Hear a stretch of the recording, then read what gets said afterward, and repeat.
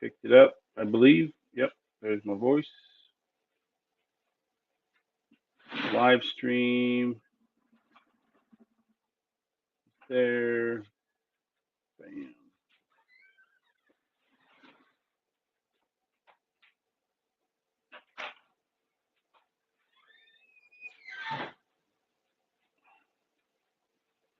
Okay.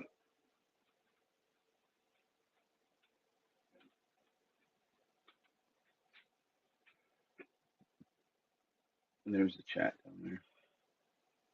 Right there. Doesn't look too bad so far. I mean, it's probably going to do that.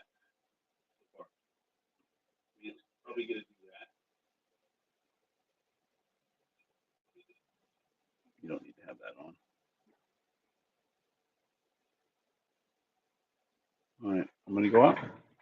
He should be getting on. I mean, if you can also go here to look and see if he has issues, I guess. You can just say, follow the prompts, I guess. I mean, I don't know what else to tell him. I know.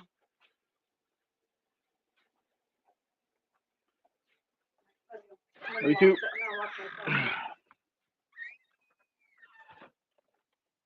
Oh, hold on, Sarah.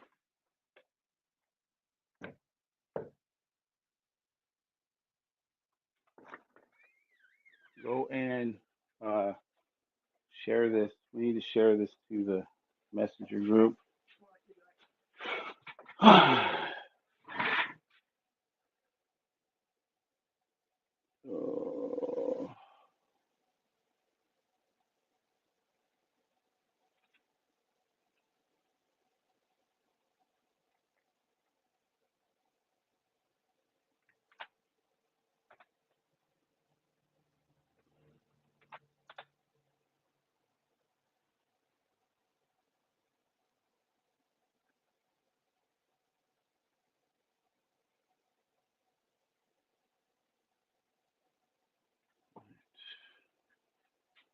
You can do a pop out if we want to. No, let's just leave it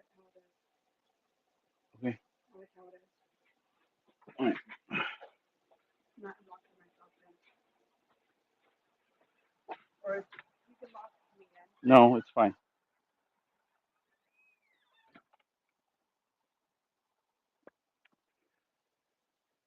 Oh man, oh man, oh man. Okay. Hopefully video quality isn't too bad. If it is, I apologize.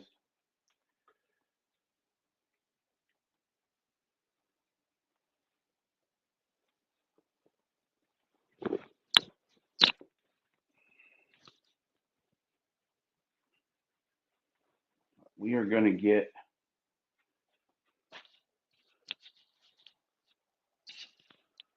started here. We're at least going to get the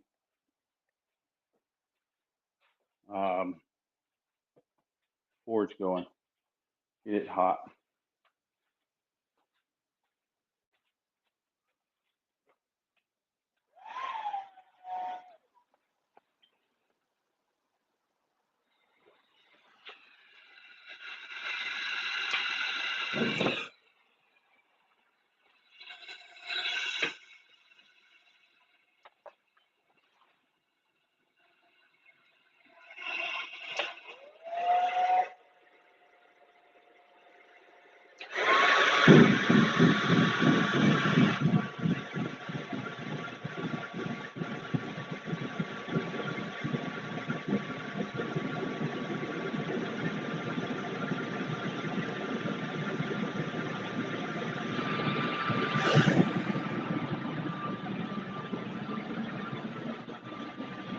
Okay.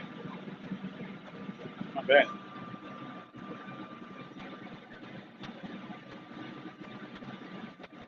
Let's get a sound check from Sarah. Sound check, sound check. You sound okay. I can hear you. Outstanding. Thank you.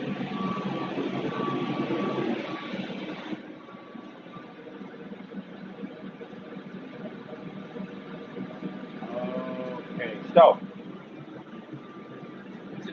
going to be doing making a hand axe and a fire poker. All for my personal benefit because we just installed a fireplace, well, a wood stove in our house, and we need to be able to have an axe in there and a fire poker. But the real reason for this is that I agreed to mentor a young man for his senior project, and he came down here.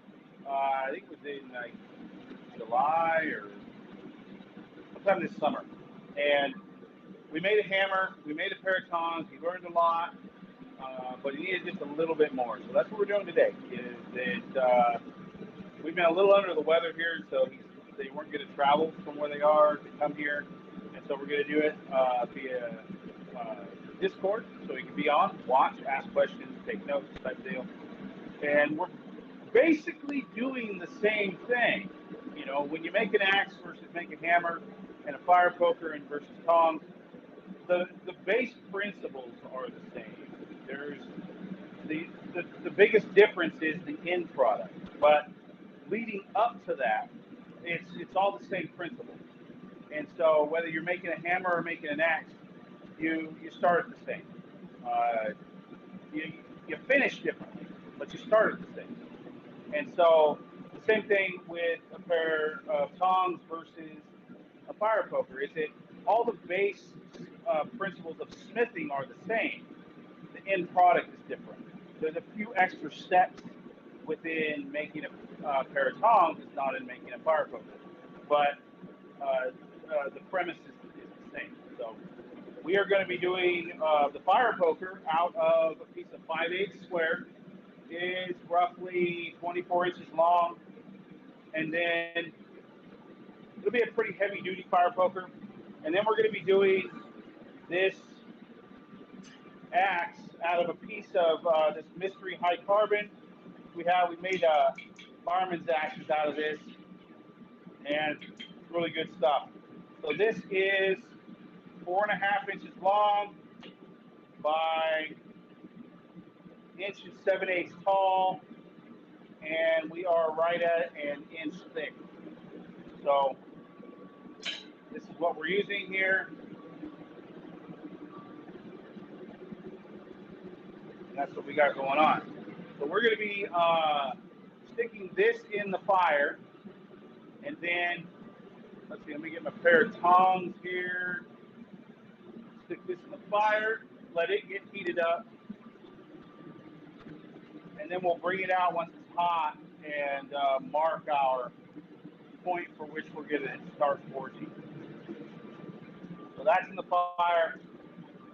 Now let's talk about tools here a little bit that we're doing, or we can wait. Let's wait here a little bit. Let's wait just a little bit. Well, this is heating up, but we'll go over tools here in a couple minutes.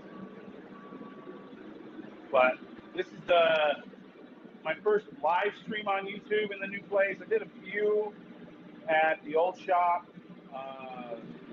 but this is the first time doing it live on YouTube in the new shop.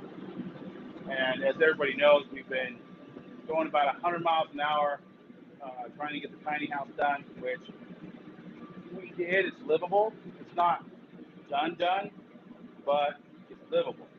So, how's the video,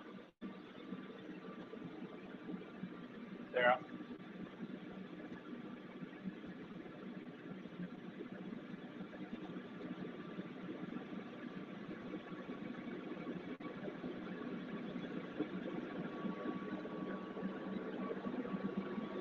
Maybe she forgot to undo her mute button.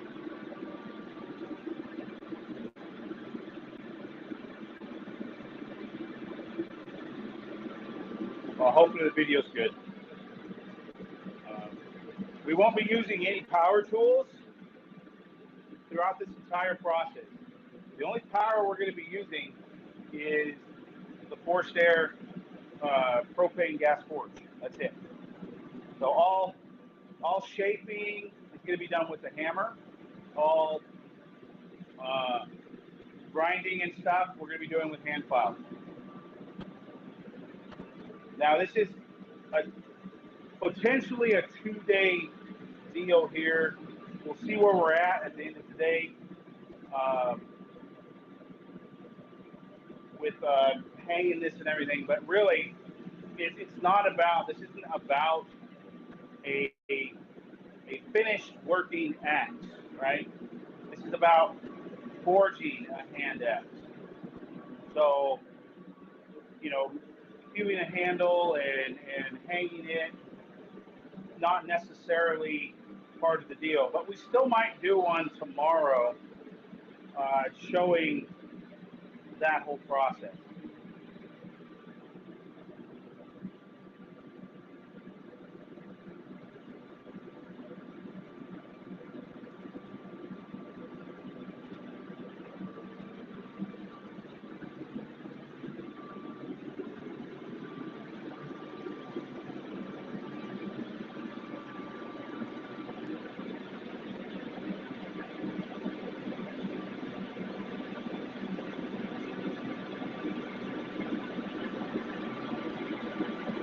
All right, as in any kind of blacksmithing, there's a lot of downtime in between heats.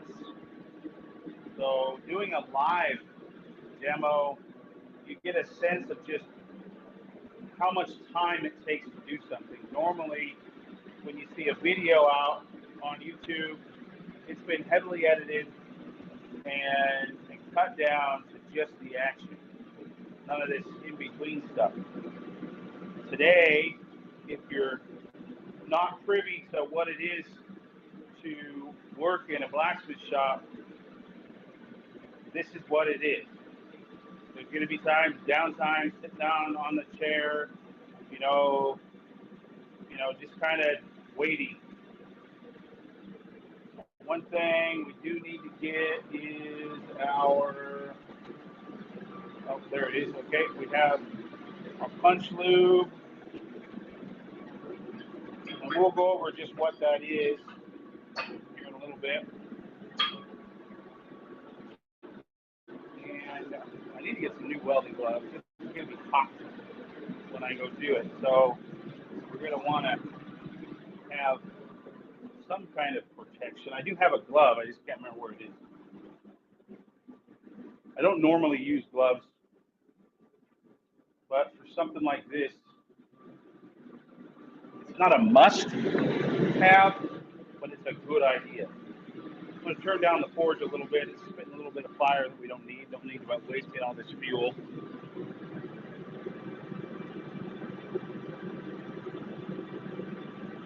There we go.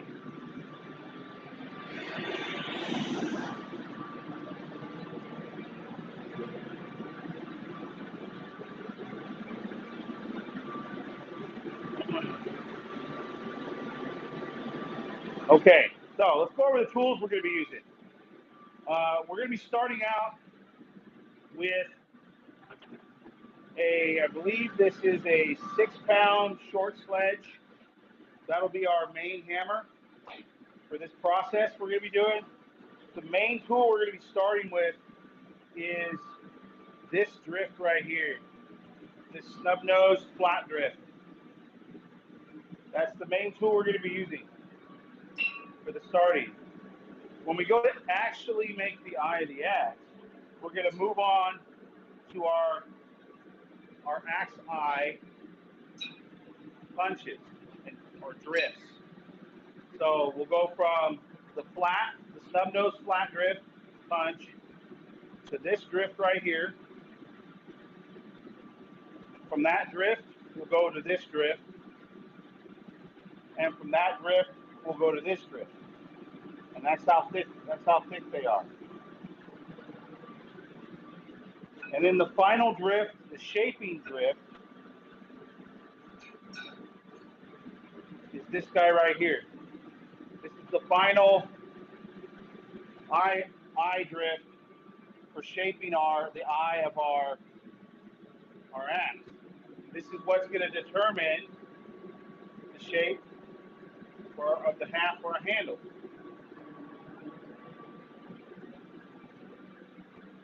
few of the other tools we're using is a pair of wolf jaw tongs, a few other hammers. I'll talk about those when we use them. We'll mainly use the other hammers for the other projects, the fire poker.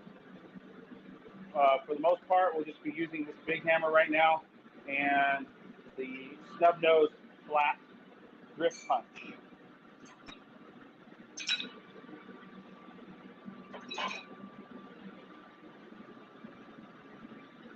We also have a nice tool. I highly suggest you do it.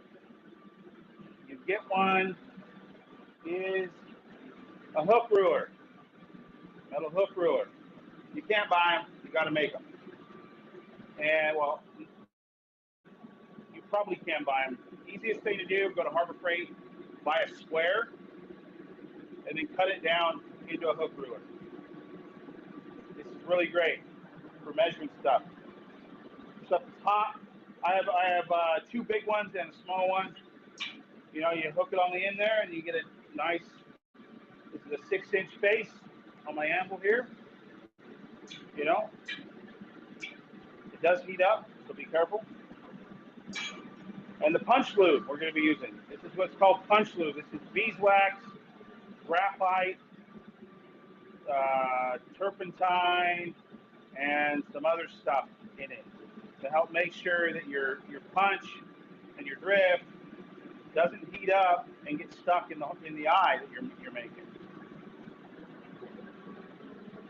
Bucket of water, put the hammers in, and we'll also be dipping our drift. Now I'm going to go clean up this drift punch real quick. All I'm doing is putting it on the belt sander here.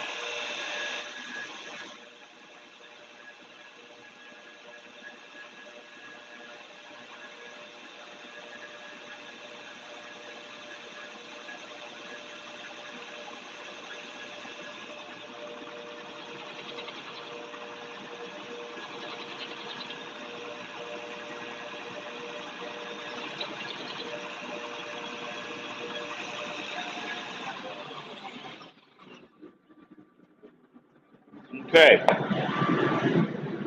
we're almost ready to do our initial marking of where our eye is going to be. Now we want this axe to have a strike plate, so we're gonna back off the end when we come down with our drift punch about 3/4 of an inch off the end, and that's where our eye will start.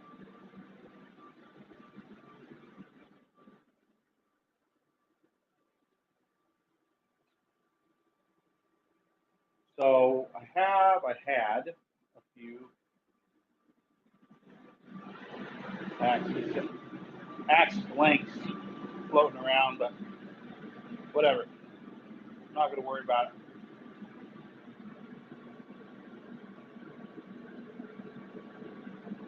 Normally we would come over to the press. We'd have this basically ready to go, punched and done. So I have the exact same snub nose flat drift punch made up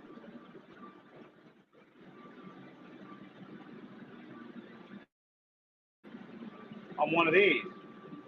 And normally what we would do is we would come over here to the press and we would just, bam, press that down in there. And then we'd move on, bam, bam, bam, bam. We'd be done. We'd be within 3 or 4 heats, we'd have our eye done. And we'd be on to forging out the blade portion. This is going to take probably triple that time. So when anybody ever tells you that, oh, well, go get a press and go get a power hammer, it'll make you a better smith. And I've heard that before. They're dead wrong. They don't know what they're talking about. It doesn't make you a better smith. You still have to know how to smith. A press, a power hammer, all it does is speed up the process, period.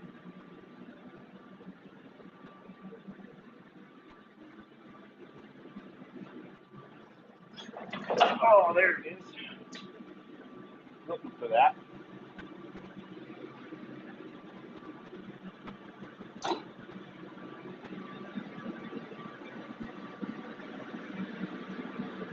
This is gonna get hot. I already know it. I'll be right back. I'm gonna go grab me a glove for my other hand.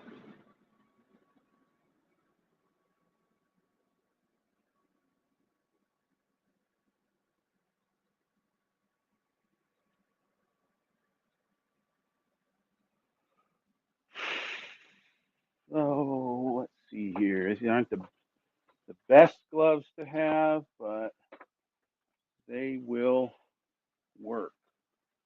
They'll keep some of that heat off my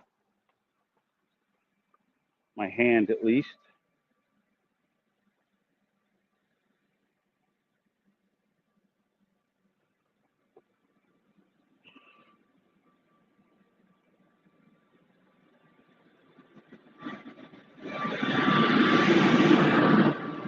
All right. So we're gonna bring that out.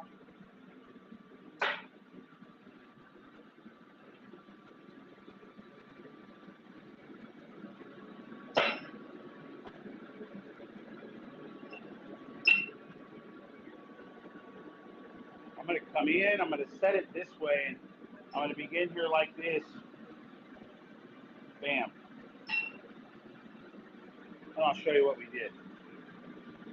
All I'm doing is marking this for the first tee.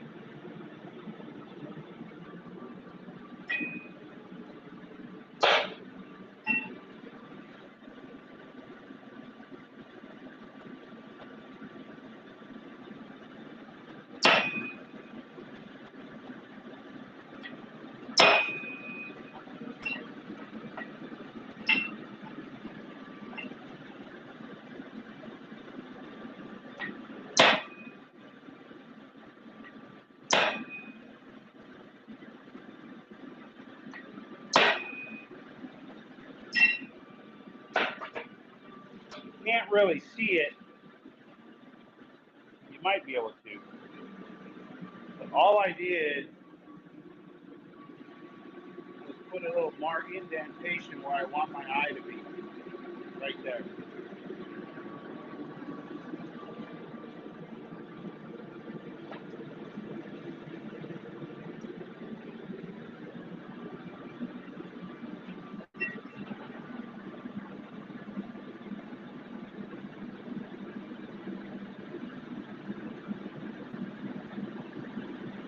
And now we're waiting again. Now this has a groove on one side. So once I get this down in there, I'll be flipping this around. Bam, bam, bam. This is a handmade, non-machine drip punch. So it's not the same on every side. So to make sure I get it nice and square, I just flip it back and forth. And this lets me know if I was feeling that groove, the last one, I need to turn it away. So I'm feeling it on my fingers. Thumb, fingers, thumb, fingers.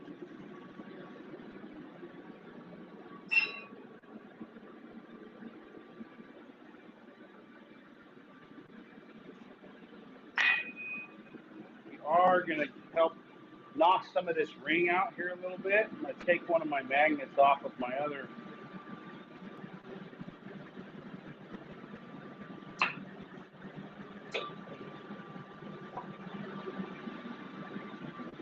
My other ones here. These are big, giant earth magnets that they use to hold the ladders on inside the windmills for when they have to climb up there. We are going to use it to help deaden our anvil here. Takes that ring right out of that.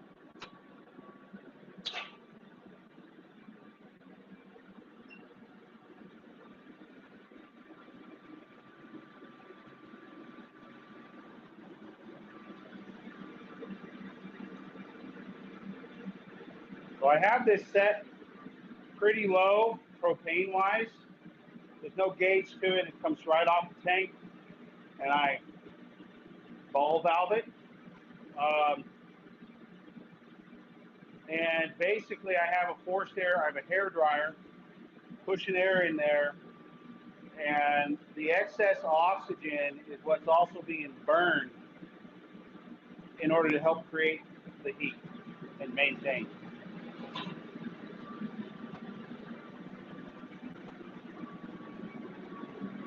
I'm gonna flip it around here.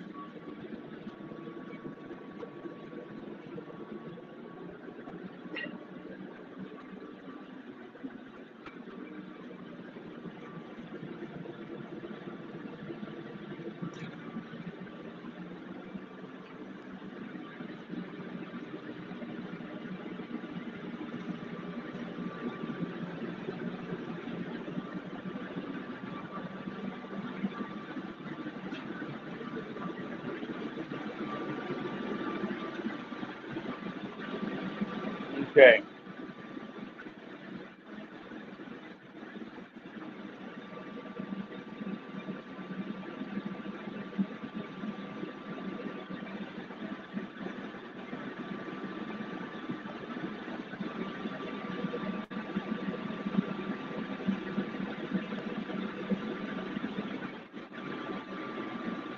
Should have one of my kids bring me out a cup of coffee.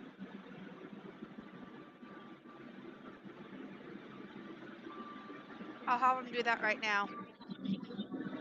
Sweet. Love it.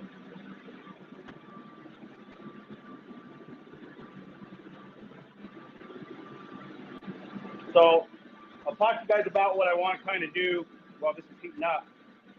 When we have live shows and more video, is basically I want to have a top down. I want to have a corner camera that shoots the whole shop, and then we'll have one in the wood shop, one in the machine shop for when we do stuff in there, and then basically I'll have a camera that shoots the anvil, and then a camera that shoots me. So and I can talk right here, and then we'll have when it's live, we'll have basically like what my wife's doing right now, producer director type role, to where if I walk into the wood shop, she'll automatically click on the wood shop camera. If I walk into the machine shop, she'll automatically click on the machine shop camera. Once I put a piece in the oven, then we go back to the facing camera, the talking camera. Once I come out and come over to the anvil, bam, right onto the anvil camera. So that's the idea. That's what I want to do. For one, it saves space. I don't have a lot of expensive cameras. I have a very expensive phone. Hey, coffee delivery.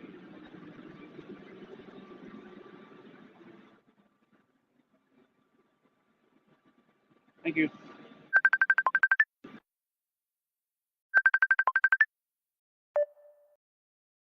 So I'm going to turn this up a little bit. We need to get this. Hey, I won't be able to come to the meeting. Okay. I'll let him. So, Nathan, Court can't come to the meeting. No, you can't get on. Okay. You can't get on? Oh.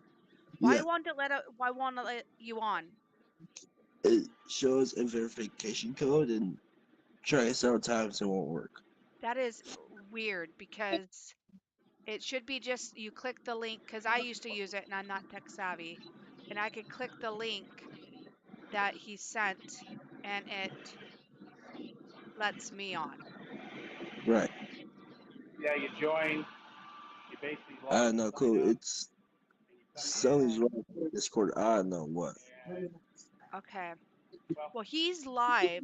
I'll send you the link to his live so at least you could watch him and then you can ask me questions and then I can relay it to him. Okay. Does that work? Yep, that Because we're works. recording this two ways for you as well Okay. so that you'll have it either on YouTube or off of his recording stuff that he does. Okay.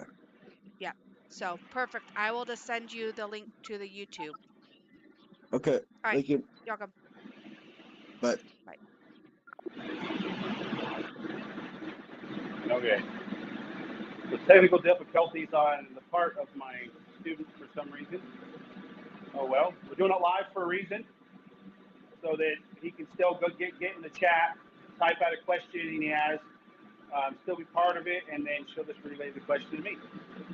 All right, next heat. Here we go. Wait, did I? Yeah, I forget. Just a smidgen.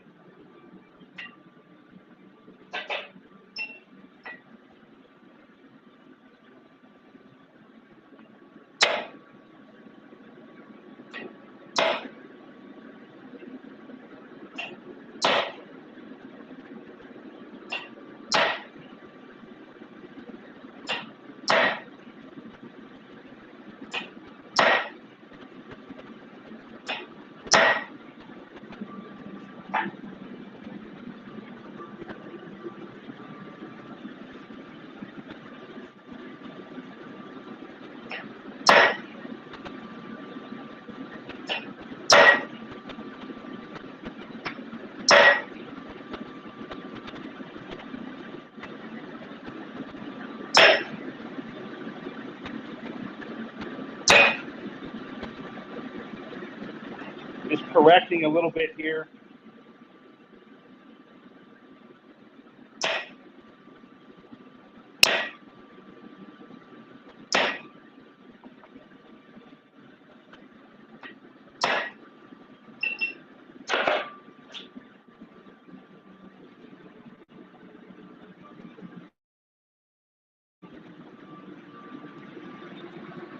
Nothing we've done so far.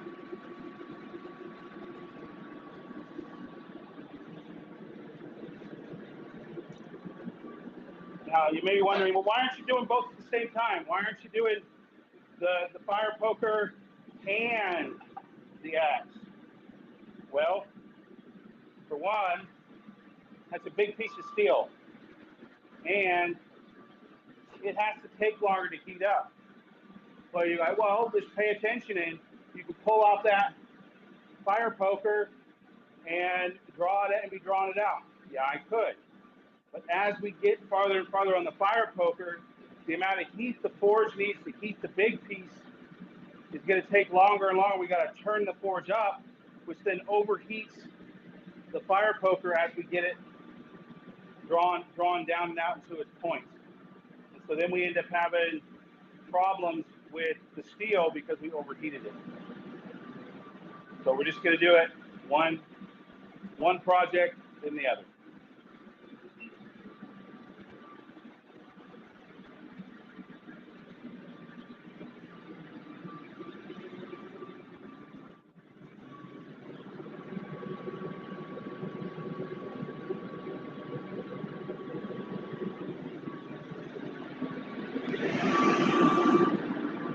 Now we will have a recording that I'm going to edit. I'm recording this as well.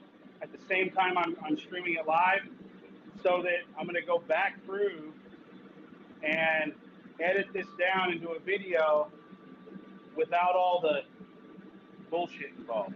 It'll just be the work. Now, of course, you won't be able to see right on the anvil during that recording, but oh well.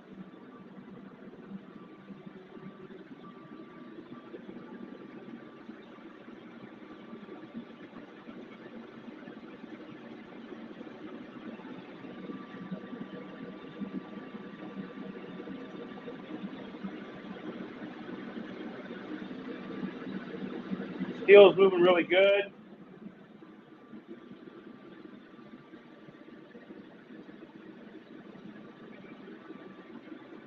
So the next pair of tongs, when we get this all drifted out, we're going to be switching tongs to my alligator tongs. And I'll explain what those are when we get there. But picture an alligator or crocodile mouth. That's what it is. With the sound and everything.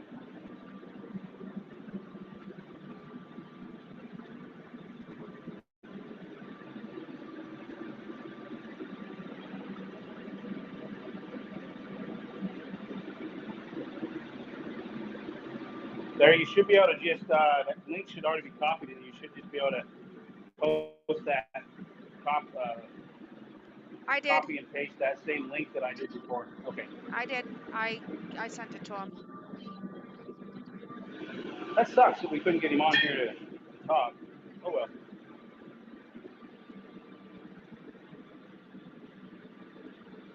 This works. Beauty of technology.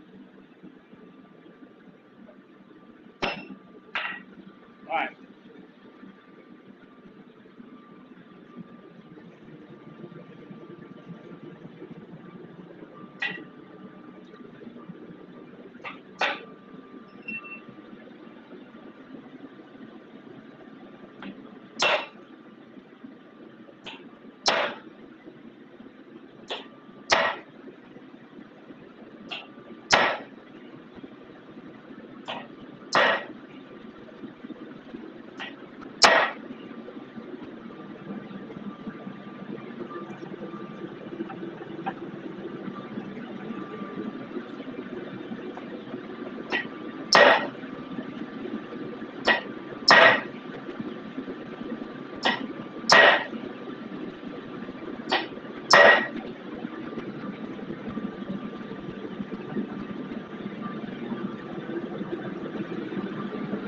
You got to make sure you keep your tools cool, especially during this.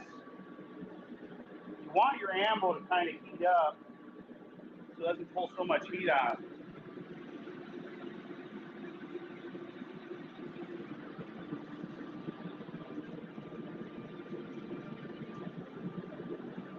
Now, if we were using the press, we would be, that first heat, we would have been done with the first step. And on to this guy, we'd probably be on the second one here. Almost ready, because you got to go both sides. So you drift down one way, flip it over, and you go back to the other side.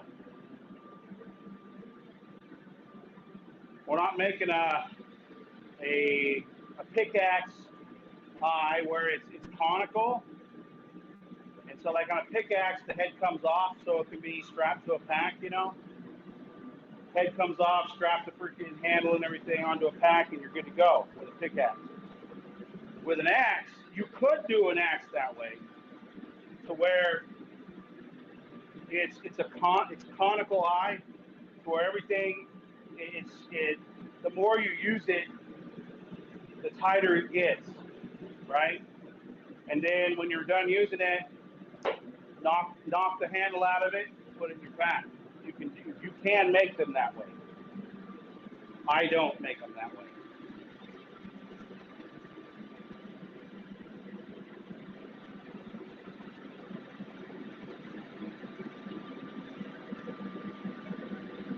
At this point, there's no top or bottom yet. We are just drift punching our eye.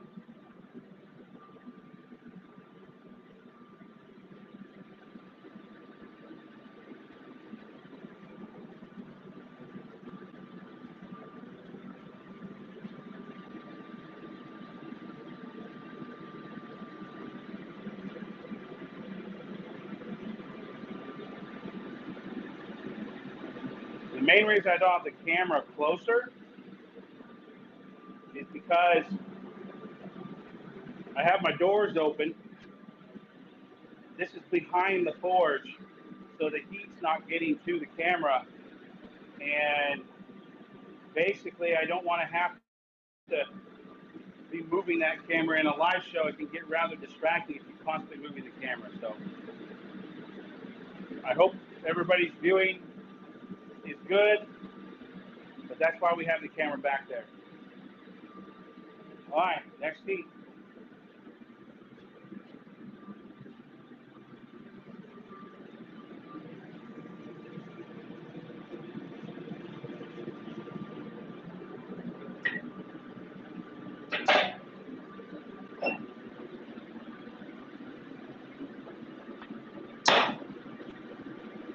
Now I'm turning my drift now.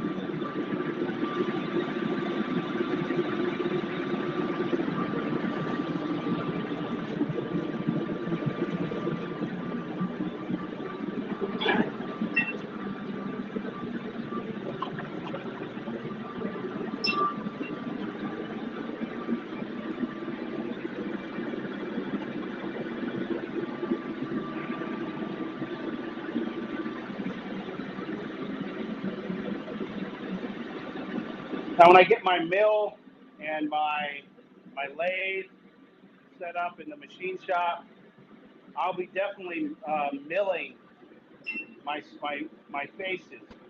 Still forging stuff out, maybe to a general shape when it comes to tool wise, but mainly going in there and milling my faces.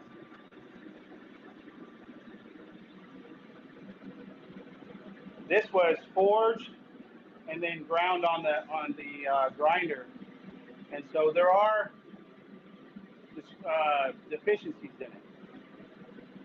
But it's good steel. This is one of the anchor bolts.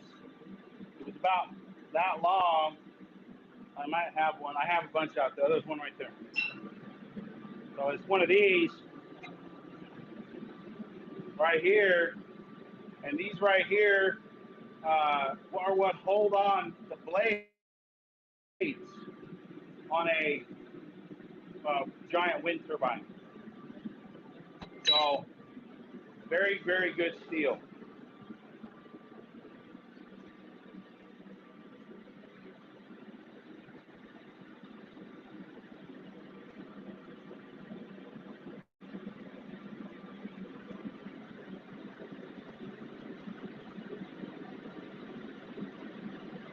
So right now, there's absolutely no difference in grip punching a hammer versus grip punching an axe. The tools are a little bit different. When you go to grip punch a hammer, you're using a set of tools that are round and conical to do it. And then you have a finishing drift to size it, exactly the size you want it. The same as our finishing drift we have for the axe eye, this one, we have a finishing drift for the size of the half we want. I have square ones. I do square halves, which I really, really like. We have a bunch of others. Sorry, Mr. Spider, but if you're on the floor, you're dead. So at this point in time, there is absolutely no difference in what we're doing. Slightly offset is all.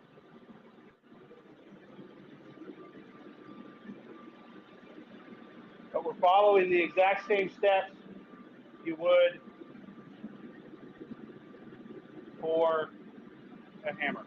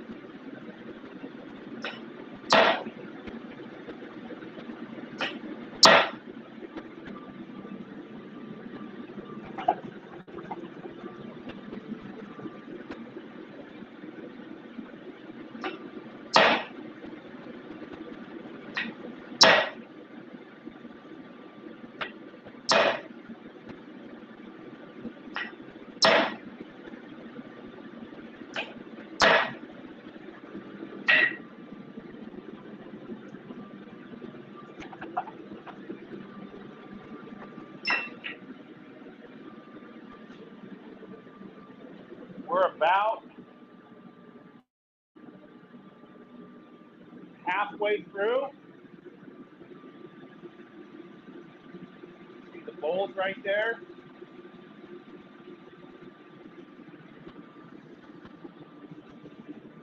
We're pretty centered too, maybe a little bit off, not bad.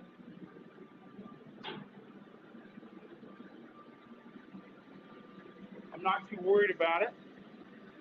You look at a lot of these old axes from the old world, uh, United States, Europe, North America, Europe, doesn't matter. Um, there's a lot of deficiencies in those old tools, but they work just as good. You know, thinner eye on this side, thicker eye, cheek, I guess you'd say. Thicker cheek on one side of the eye or the other. And, you know, they work just as good. But there were deficiencies back then because, you know, they're doing a lot of it by hand. And even if they weren't, even if they did, let's say, have a big gravity hammer and they're putting a tool underneath there, they necessarily didn't have a lathe to have precision tools, right?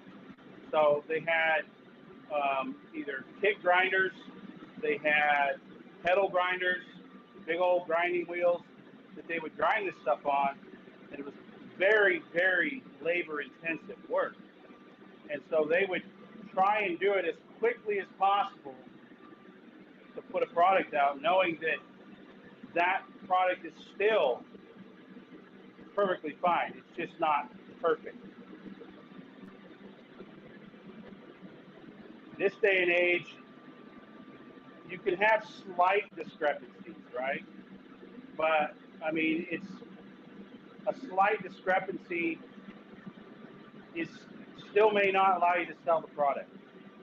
You know, people are just not, especially if it's a handmade product. An axe this size, this is probably going to weigh, oh shoot, it'll probably weigh maybe 2, 3 pounds. And you're talking at, you know, $25 to $50 a pound, you know, between $75 and $150 for an axe head, right? Now I hang all mine before I send them out.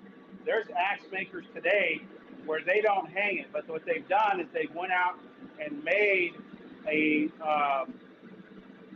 finishing drift, eye drift that fits factory standard halves on handles that you can go down to Harbor Freight or Home Depot and buy.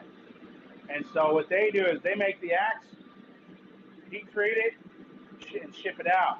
They don't hang anything. I'll hang it because I like to make my own handles.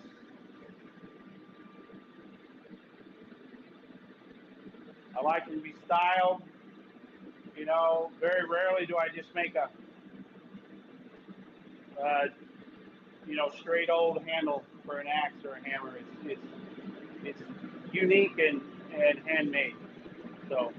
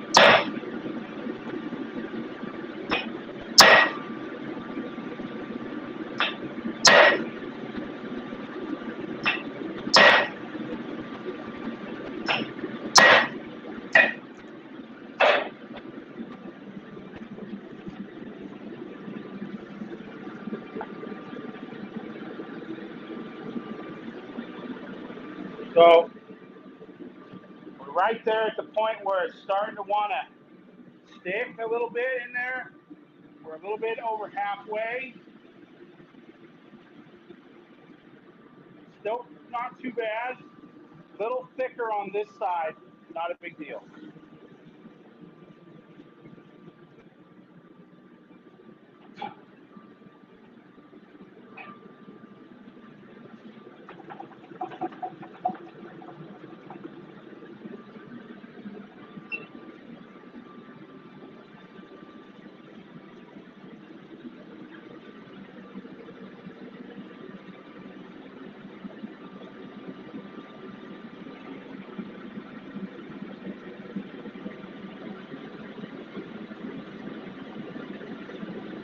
We're going to get it probably 3/4 of the way, and then we'll flip it over and come down through the other side. And then we'll just continue going back and forth until we knock that, knock a little flake out. And it may not come out. It may not punch a little plug out. It may just fold it over on the inside of that eye. And realistically, coming back down through the other side, it's probably just going to split it and fold the edges of that flake right over. That's the beauty of doing it this way, where you're not losing any material. You're just moving it out of the way.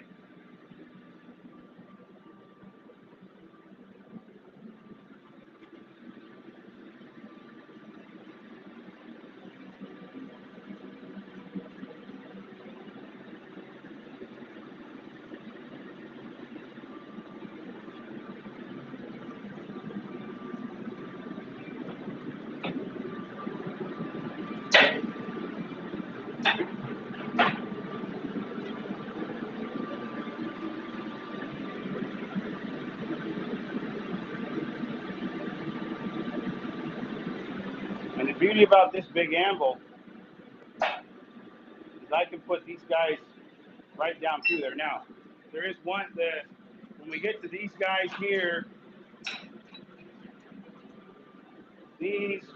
that one will fit. The next stage, this one will fit good. I mean, we're not going to be going down, need a bunch of space. These should all fit down in there pretty nicely.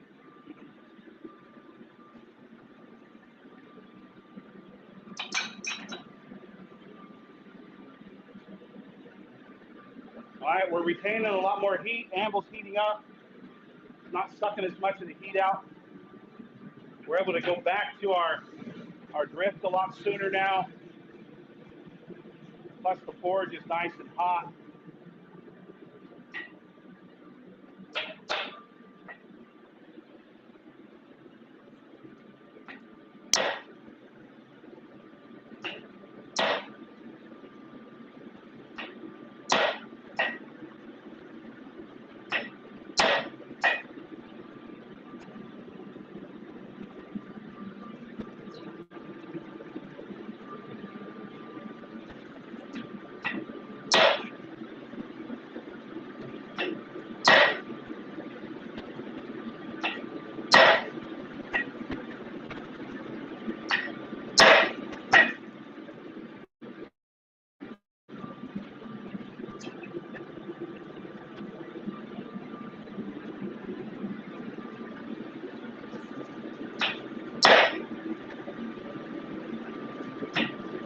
Another reason to have a glove on.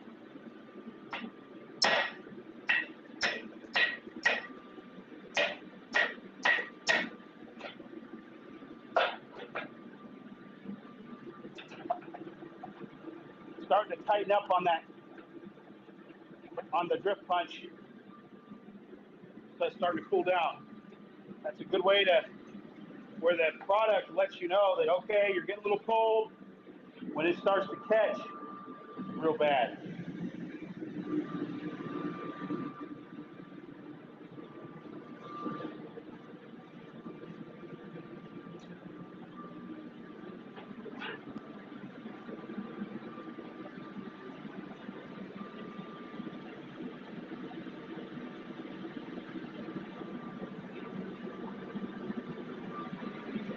I think we will do another live show tomorrow when it comes to hanging this, because we should be good to go when we get it all forged out and down into a quench and temper situation. We will be tempering in my tempering oven.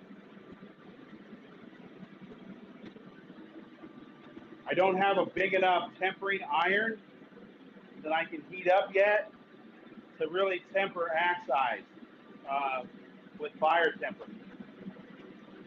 But I could. We may or may not. I'm keeping this axe, so we may do it. We may do something different to the tempering oven. Not sure yet.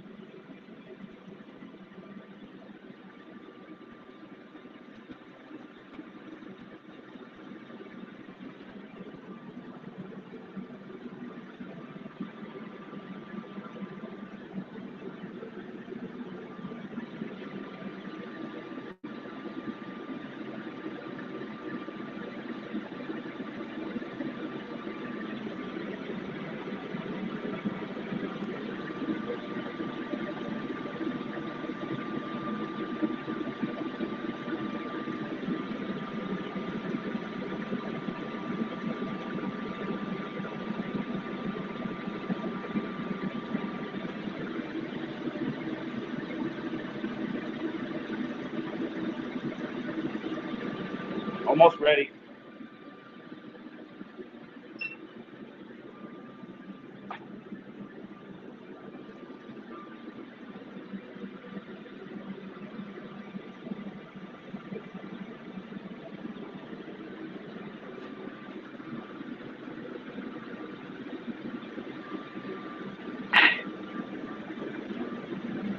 Hey, if you guys have any questions, don't hesitate to ask in chat,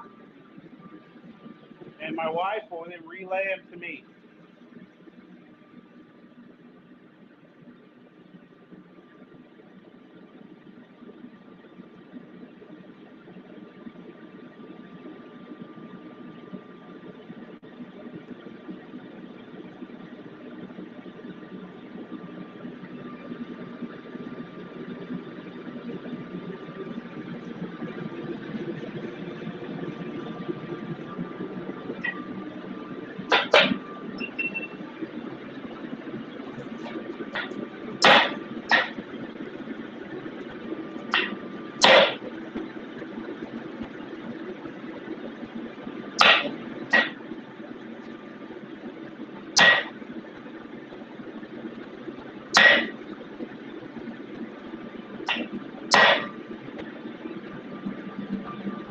Still a bit warm on the old fingertips.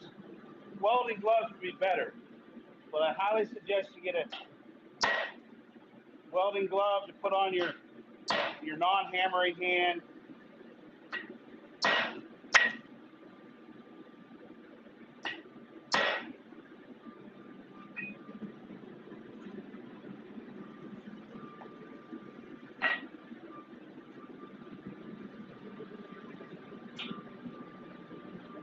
We're just going to stick this back in there. We're really close. Can't quite see the dime on the back, but we're really close. Next heat, we should be right up to where we want to be, and then we'll take and turn it over the heat after that and come down through the other side.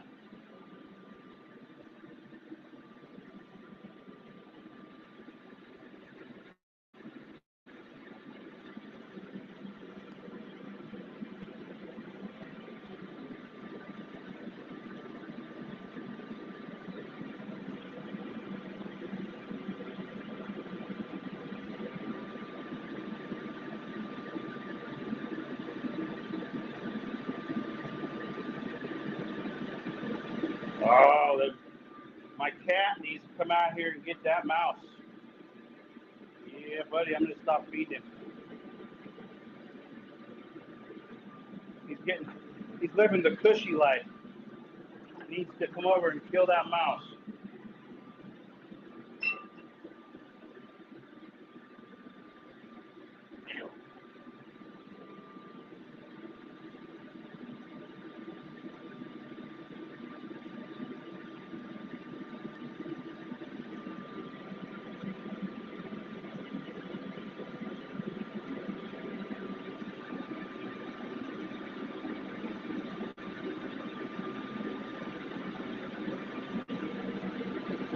real close.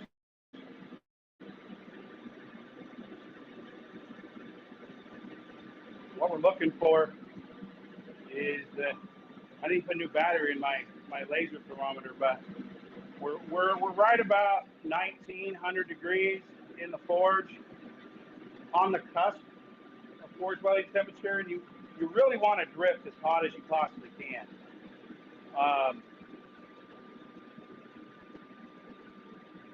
And what you're looking for when you're looking in your fire is you're looking for your steel to disappear against the background, right?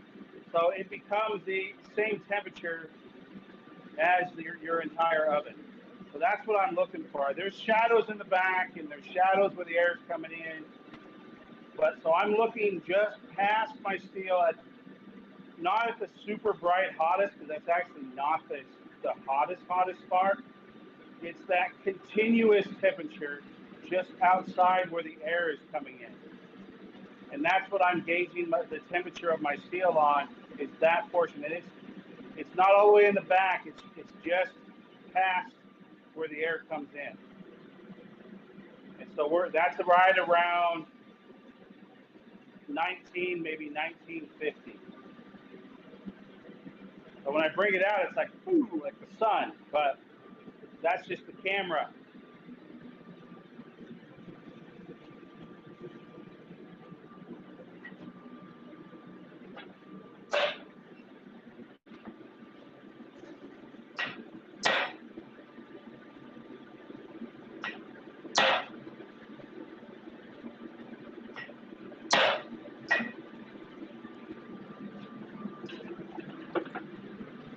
Yeah, next heat, we're going to flip it over and go the other side. We're probably going to mark it this heat.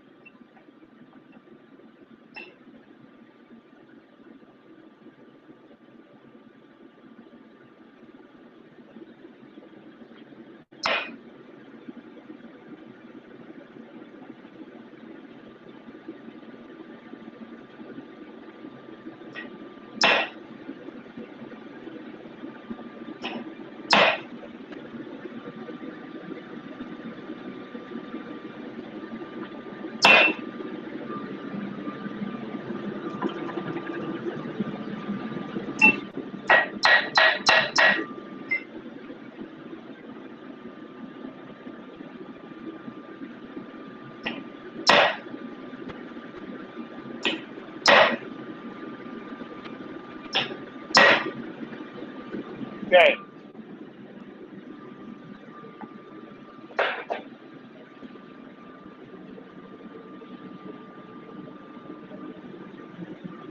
So we marked it.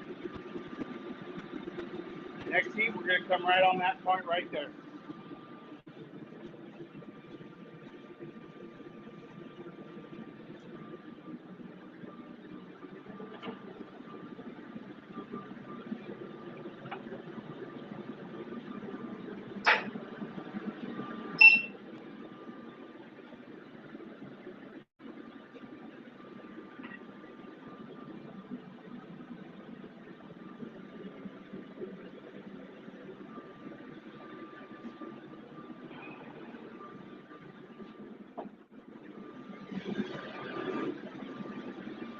Now I'm just eyeballing all this. I'm not taking measurements. I'm just eyeballing. Once you've done this for a while, you get an eye for what you want, where it needs to be.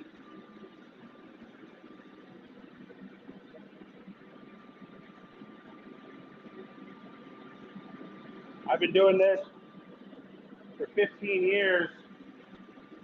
So after 15 years of doing this, you get a pretty good sense of what you need to be doing.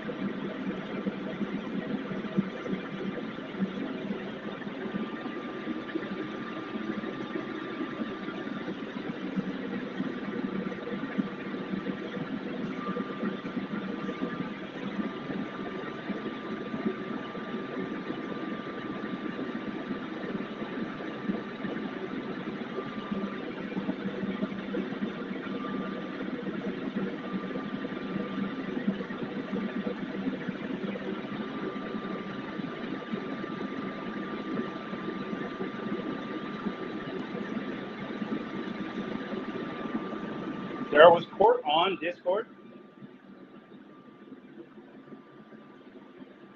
No, Or did he wouldn't? Oh, he could not get on Discord, so he's watching it live on YouTube.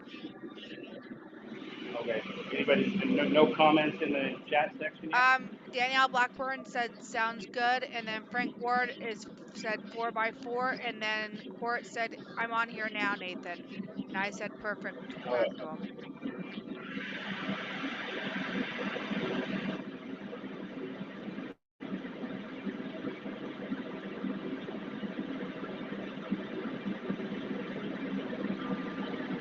all right. Almost ready.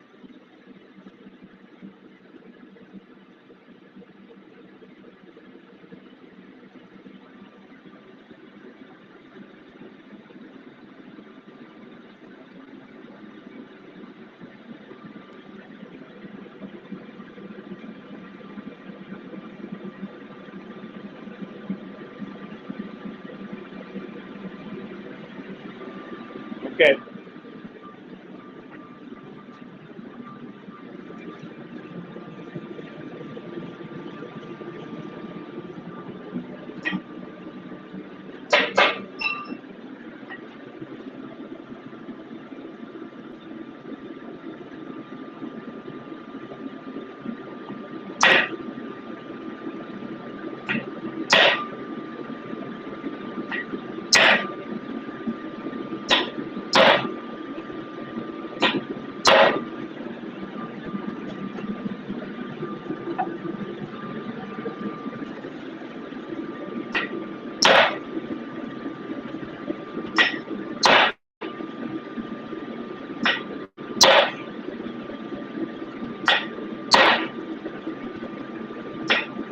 But what you're gonna see when you start hammering this on from the other side, it's gonna create a bubble on the inside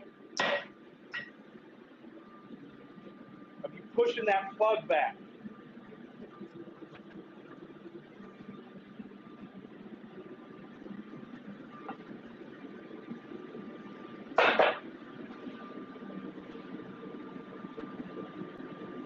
Yeah, you can see it.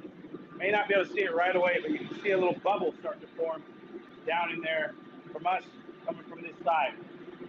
We're really close.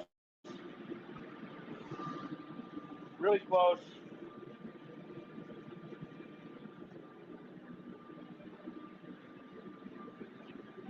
When we get that broken through, we'll drive this all the way down and then we'll knock it back out. And we'll do that from both sides. And then we'll be on to our next drift.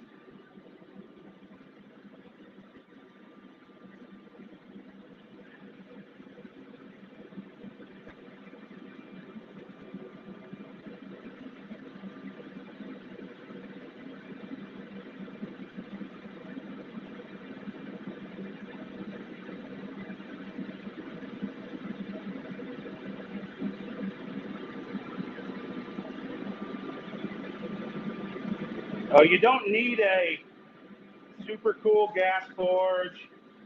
You don't need a super cool freaking coal forge. All you need to be able to do is get it to a temperature where you can move it with a hammer. And if that's right around 1600 degrees, it may take you longer to drift it, but you just have to have the will to go do it. That's all this is. And we live in a society now to where everybody wants their warm and fuzzy right now. And this whole process that I'm doing, it's not quick. I mean, I'm making it look quick, but it's not quick. It's taken years and years of practice and patience for me to be able to just say, I'm going to go make an axe by hand today. And it just goes and goes and goes. You know, it takes practice. It takes patience. It takes that will and drive to just put hard work and sweat into something. So none of this is quick. The press, quick, done. Very production, you know. Why I have it when I'm setting Damascus welds, gets it done quick, and also I can get the product done and out.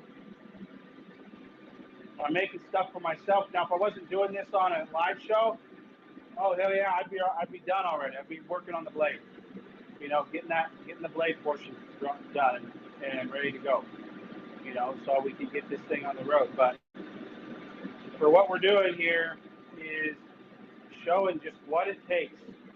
You know, anybody can do this. It doesn't matter.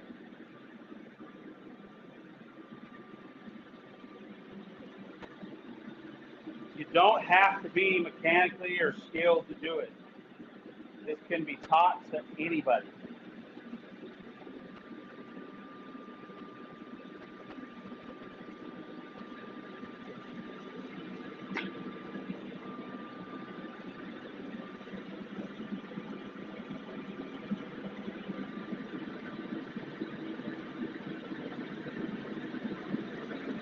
And like I said, we're not going to do this all pretty and like something I would, you know, sell. It's going to be my axe.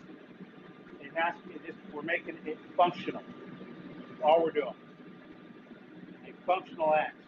Now, it's going to have me in it for sure, but I'm not going to go and make this huge hawk bill on it, and no, I say that, but who knows? I might. But the idea behind this is just to make a functional tool.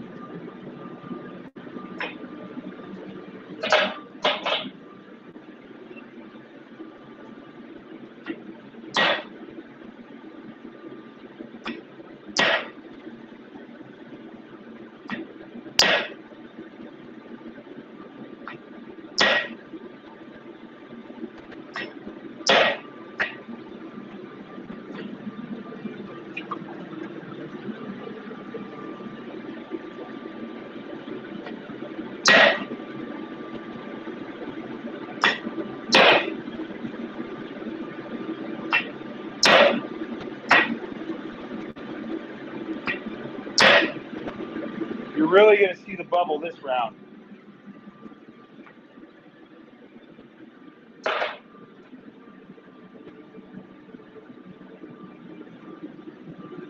Maybe.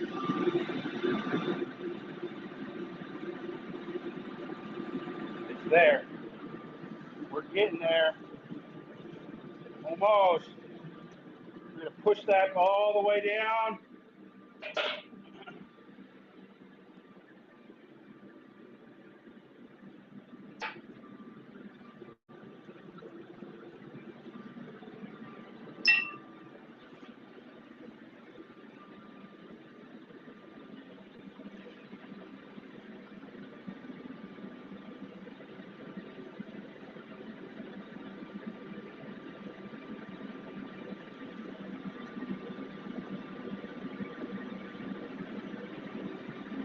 It's only taken us almost an hour to do this. Just this. Just this step.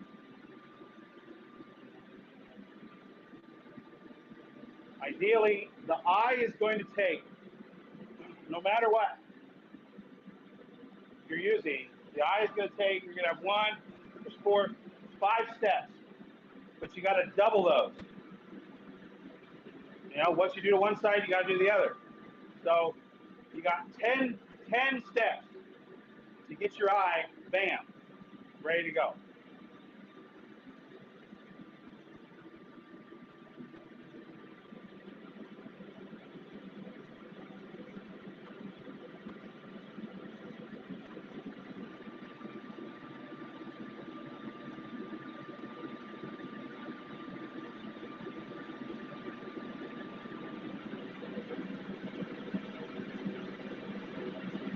And if you're doing all that by hand, that's going to be a lot of heat. A lot of heat. So the heat cycling, annealing, normalizing is going to be very key in how well this axe performs. The structure of it when you get done with the heat treatment. We're probably going to run a pretty heavy heat cycling when we're done forging today. Well, we'll put it in, we'll heat it up, let it cool down, and then we'll heat it up just gradually and let it cool down, heat it up again, a little bit less, heat it up again, a little bit less, and then we'll take it in there, we'll heat it up to critical temperature, which is non-magnetic, and then we'll let it cool down. That'll be at the very end. So the whole forging process, we're going to get this thing completely forged out. Finishing process will be tomorrow. Tempering will be tomorrow. Probably quench will be tomorrow. We'll get the fire poker done up today. We may make the fire poker out of smaller steel, so it goes a little quicker. I think I've got some 1/4 inch round out there. We'll make a fire poker out of it.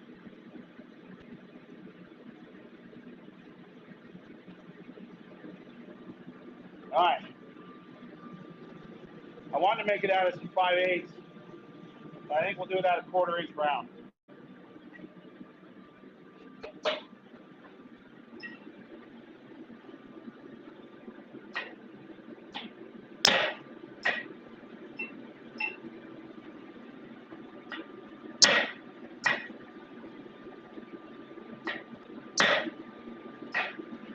Okay, we're going to start flipping it now.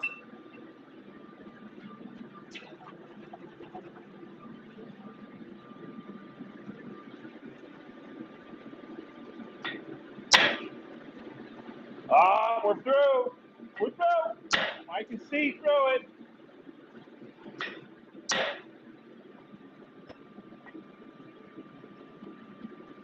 So cool. Come on, you.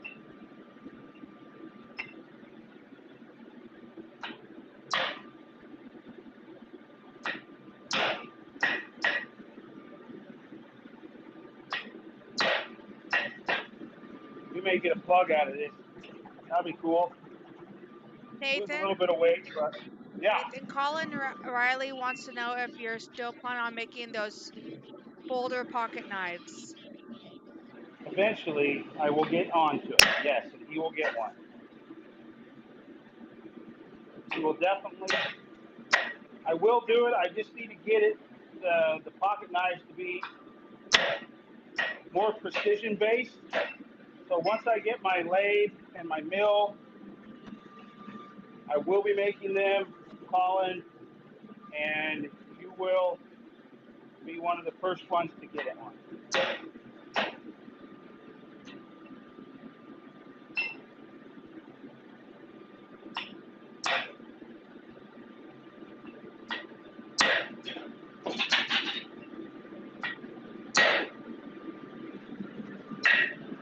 Okay, we got one more heat here, guys, for this, maybe 2 for this drift. But you should be able to see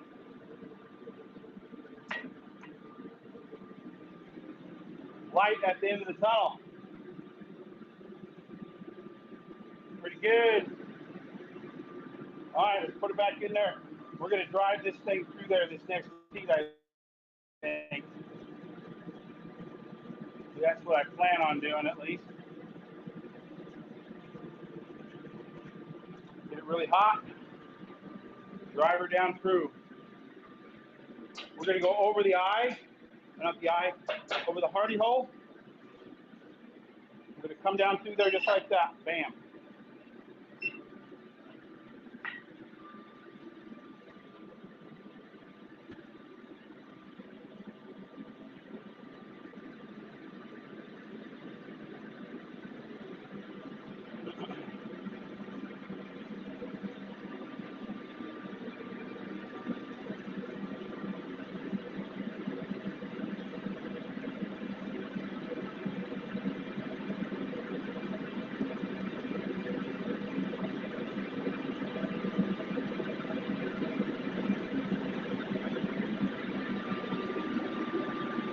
if I had my oven over there, if the pottery kiln was up and running, what we do is we get it up to temperature, right? And we would set it. I need to get a thermocouple and some things to put on it so I can make it digital. But what I'm going to do is for stuff like this, is I would get critical temperature, put it in there, and then it would have me set it at like 800-900 degrees, right? In there, maybe more. And then I would then program that to drop the temperature down so I can be working on something else. Drop the temperature down a certain amount per hour so that, we could be basically annealing this while we're working on the other project. What we're going to end up doing, as soon as we get this thing forged out, blade and everything forged out, ready, maybe hit it with a hot file a little bit, what we're going to end up doing is we're going to what we call normalization. Now, the difference between annealing and normalization is when you are annealing, what you do is you heat it up to critical temperature and you leave it in that oven and let the oven and the piece cool down together, right, until everything is cold. And that's annealing. Normalization is when you're normalizing it to the air temperature. So what you do is you heat it up to critical temperature and you go and hang it, right, and let it cool down in the air. That's normalization. You can also do another annealing technique, which is you heat up to critical temperature and then you put it in sand, and the sand will then cool down. Let it cool down very slowly. All right. You can also do it within clay, like a kitty litter, when you anneal it. All right. With certain steels, you have to do it in clay, in a clay-based litter, and let it cool down. It could take 48 hours for it to cool down completely. So I've also done it to where I'll dig a hole in the ground, and I'll heat it up, put it in that hole, and bury it, and come back 2 or 3 days later. And that's also a very viable way of doing it. The ground is a great insulator. All right. You can have a fully hardened blade, and you can then sink that blade in the ground, and then pour a brass guard around it, and none of that heat from that brass pour will go into your hardened blade at all. So the ground is the ground that we walk on is a very, very good insulator when it comes to heat transfer. And if you need to anneal something, it's a good way to do it. Bury it in the ground.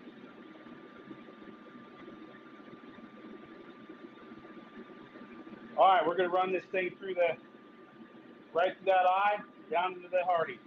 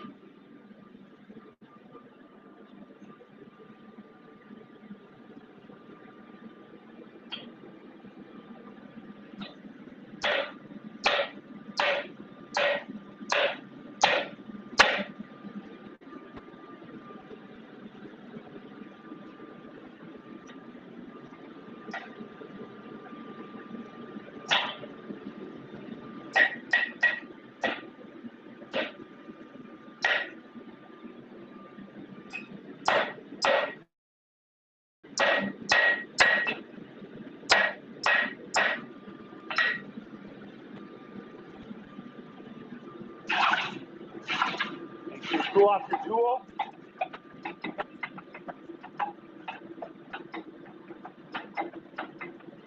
Remember, what you do to one side, you got to do to the other.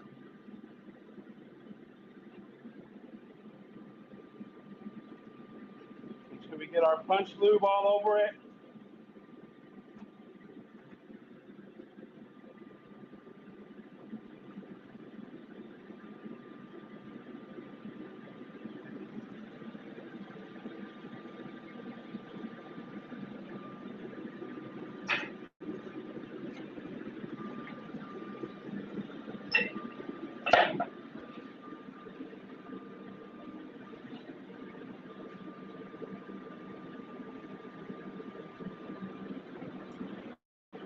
We went down through that side, I believe.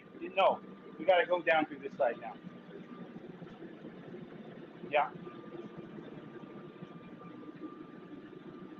It's a little crooked, but we'll straighten it out. No big deal. No big deal.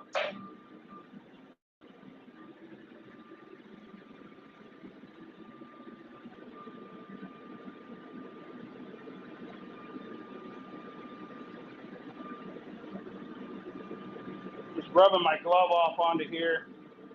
Got all that punch lube on my glove, so put it on my anvil here. Keep it rusting up too bad.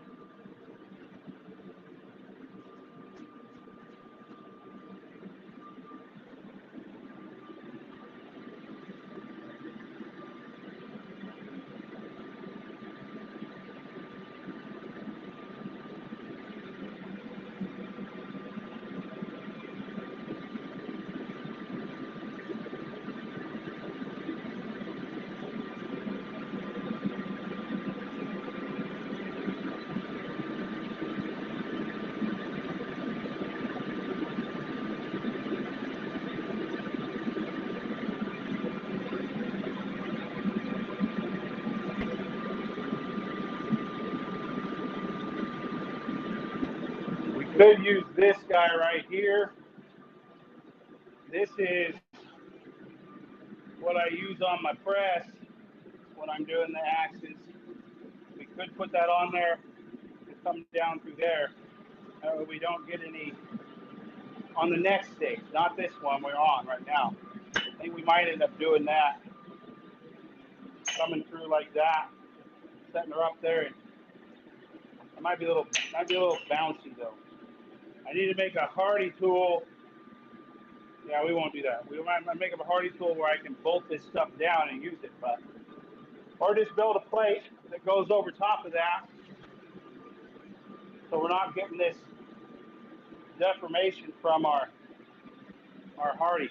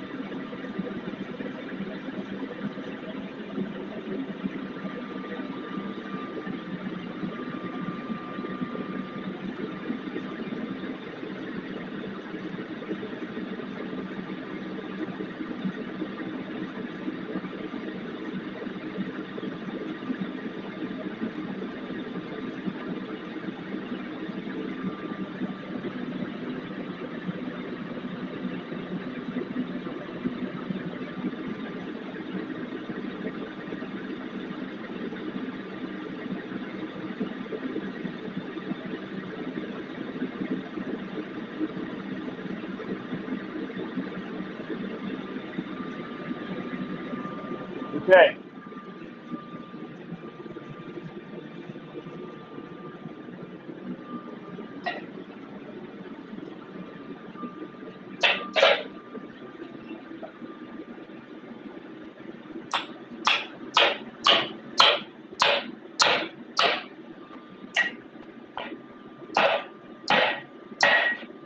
Hammering it down the cheeks, taking the bulge out.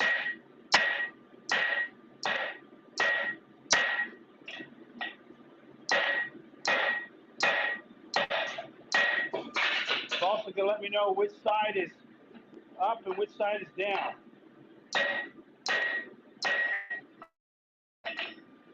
Got a piece of scale.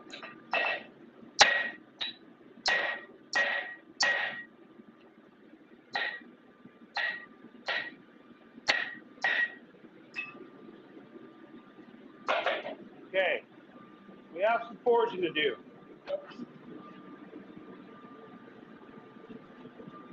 Basically, we got to take down this side. See how it bubbles out right there? We got to take that down. No big deal. We'll get it there, which then will push everything. We got a hammer on this side, which will push that all that way.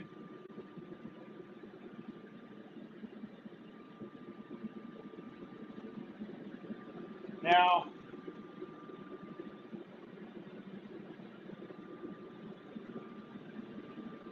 I'm looking at this. We got this little hump here. This will be the top. This will be the bottom.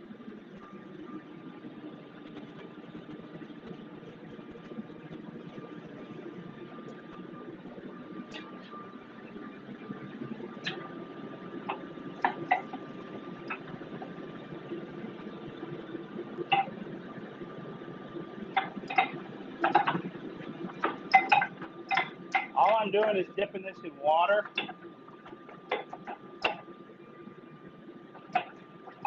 Pulling it off in water. And we come back in here and get our punch lube on the piece. You keep your drifts with a coating of this on it. It also keeps your drifts and punches from rusting.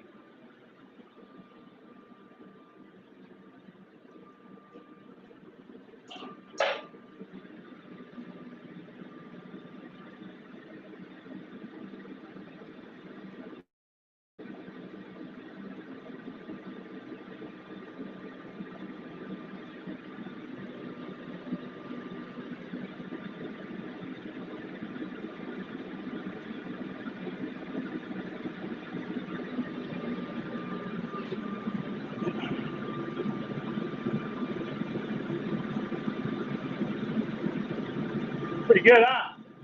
Good stuff.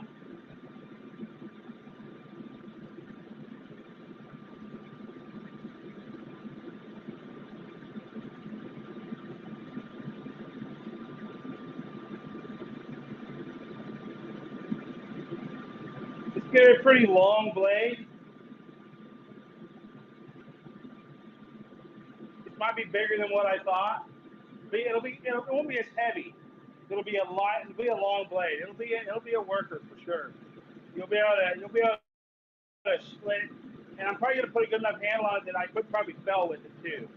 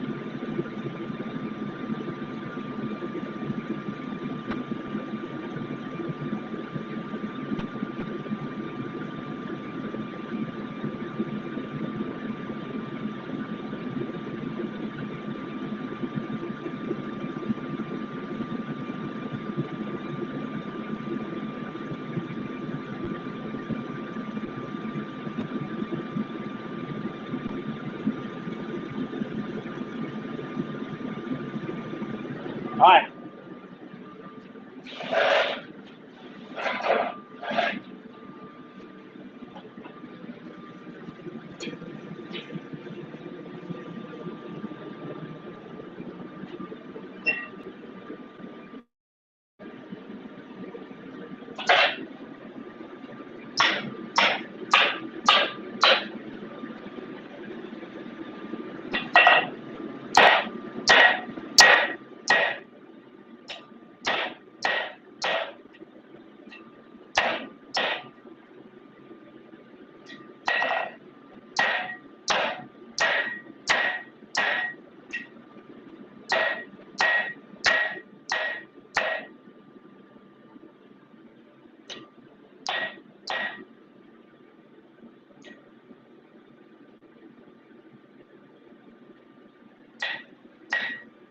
That'll be good for now. All right. This drift is done. Next drift on the docket, right here. Now we have to do this with our strike plate, and that's actually big. We're good to go around that one. That one, we're on to the next one. Make sure on both sides we're good.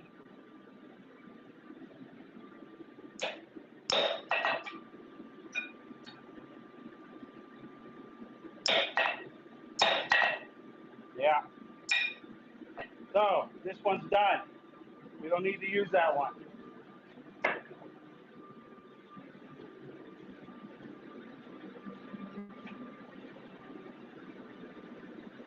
Now we want our blade away from us at all times. We want our strike plate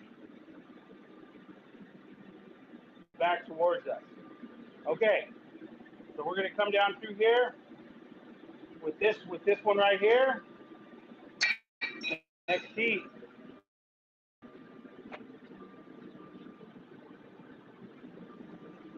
That's good enough for now.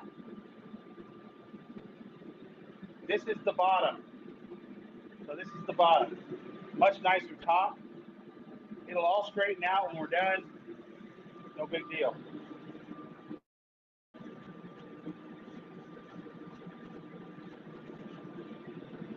Remember, what we do to one side, we do the other.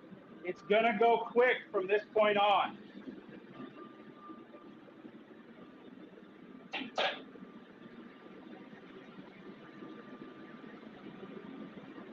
Make sure these are nice and lubed up and ready to go.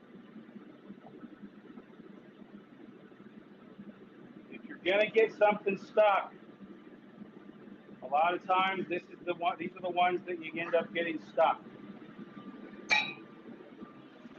But we'll be able to get it out, no big deal.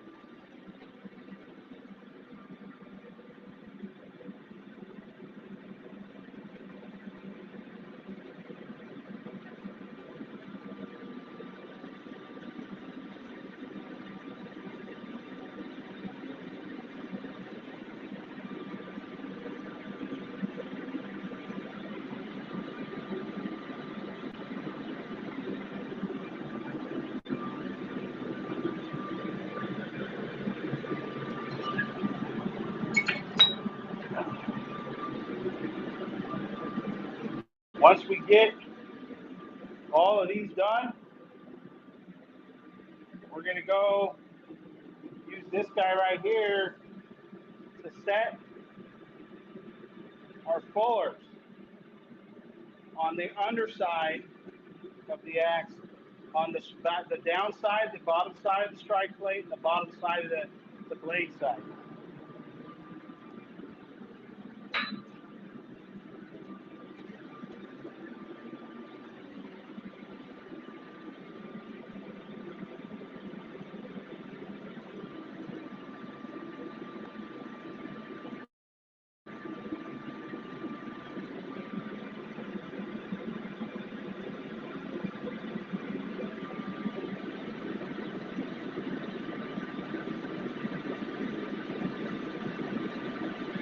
You can also do it in a vise, a post vise. Do the same thing.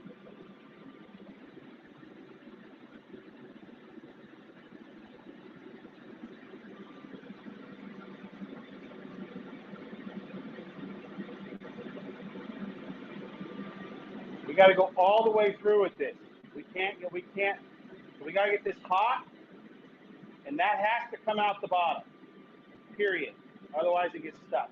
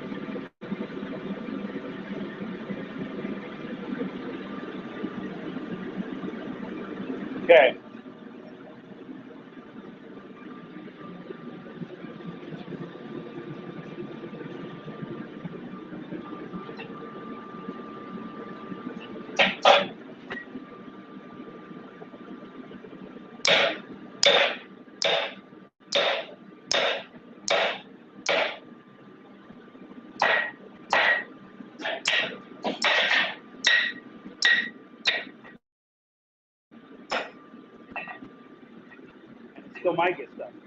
It's an easy way to fix that. I don't know if you guys can see it, but oh well, it'll be fine. Take our other one, put it up here. Basically knock it out a little bit.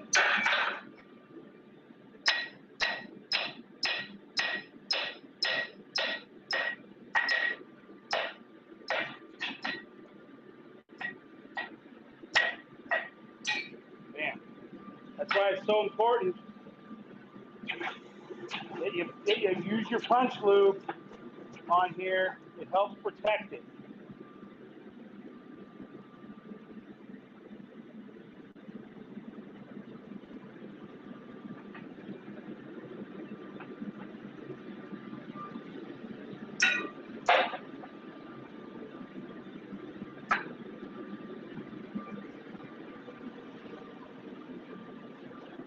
So we came back through that side. We're going to flip it over.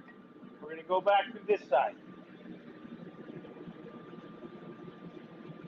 This is elongating our eye. Making it longer this way. The length of the piece.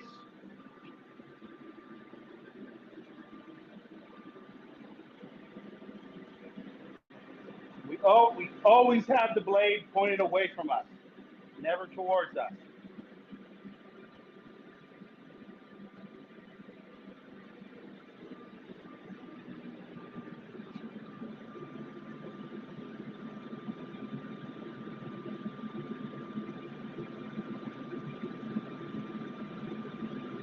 And for the big giant axes, like for a 7-pound fireman's axe, you have like gigantic drifts like this.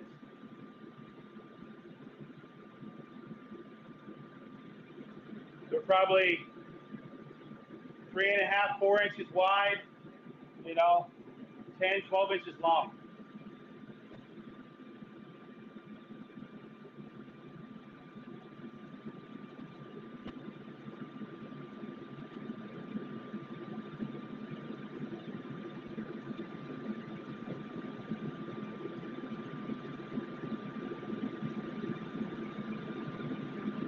These drifts I'm using are not meant for forming, so you don't forge on the side of them while they're in there. These are just meant for elongating.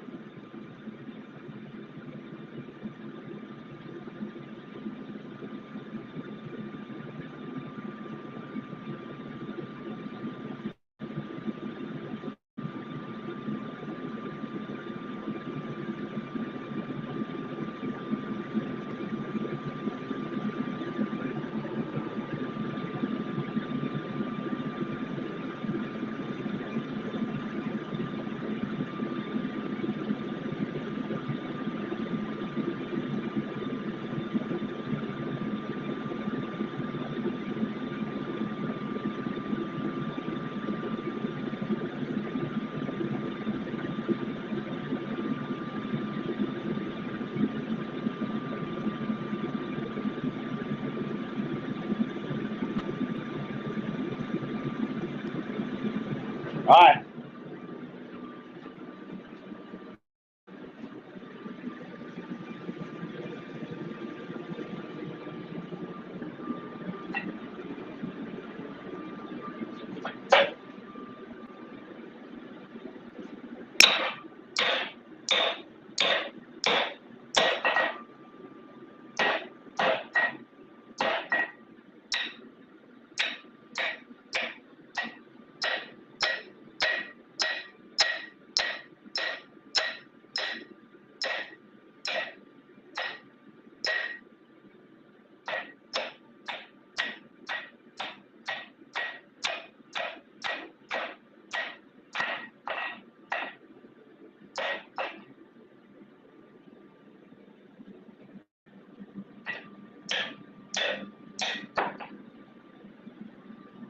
one's done. There's really nothing to see, too much to see actually, but I'll come show you how we have elongated that quite a bit.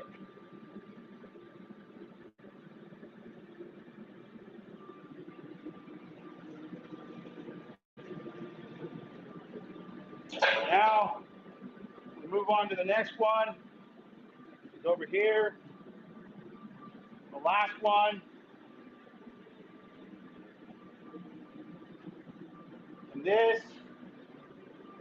this one sets the top so that we can slide our finishing drift into that eye. This one won't be here for a while though, because we have to, the finishing drift comes at the very end after we've done everything else.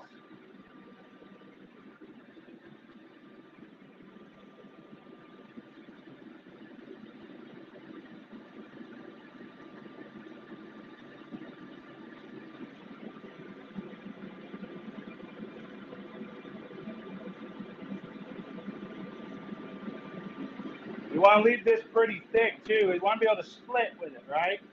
So we're creating a wedge. So you want to draw out the blade side first.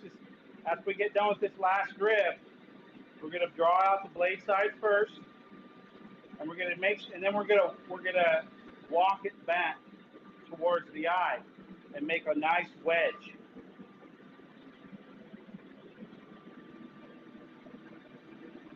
But this being a hand axe, you know, to where it'll be light enough to carry on your hip, but heavy enough and have a nice wedge shape enough where you can easily split or fell with it.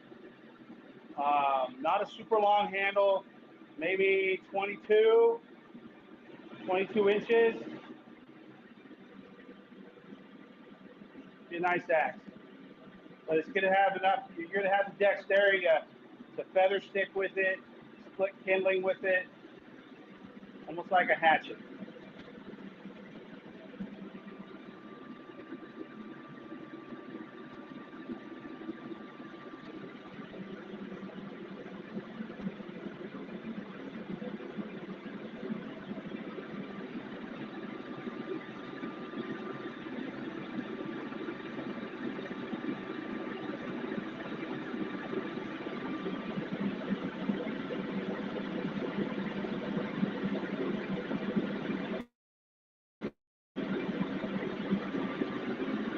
All right, there we go. Make sure our drift is well lubed up here.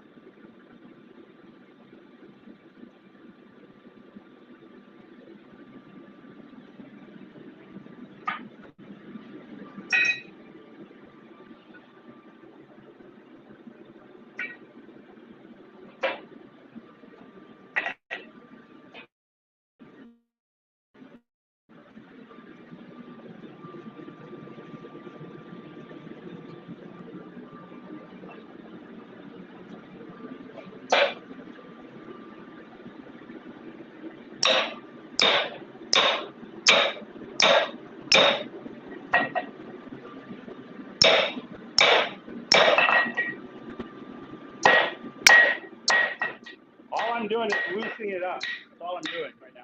When I hit it on the side like that,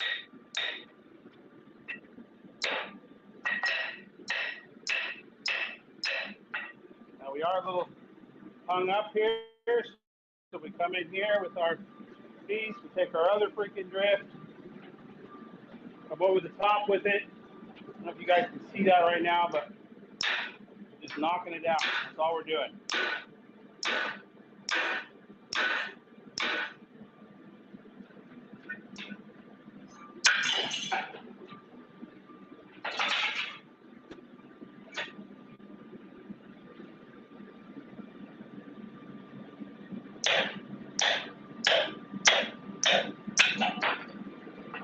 Cool that off real quick.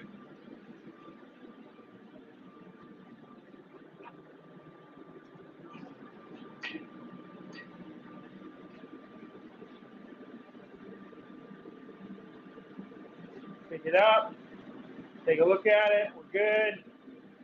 Stick it back in the forge.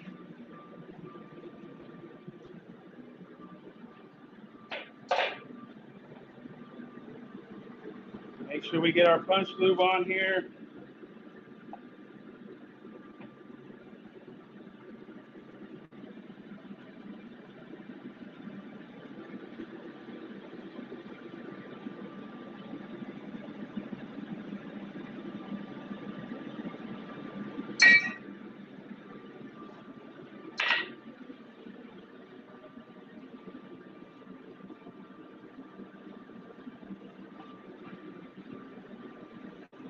On to the next.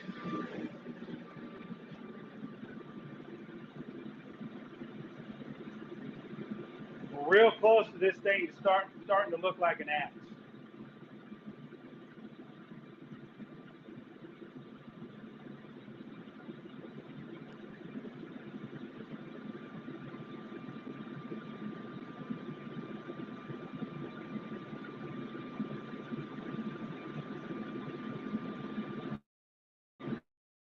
The next hammer we're going to be using when we get done drifting is a cross peen.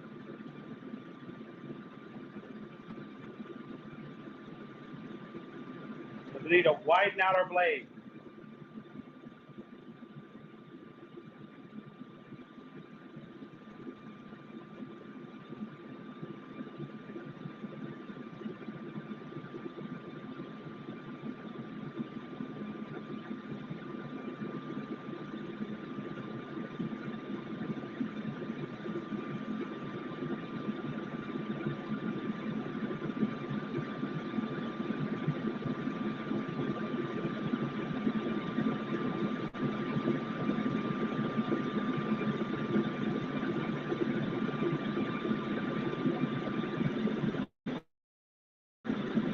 Almost ready.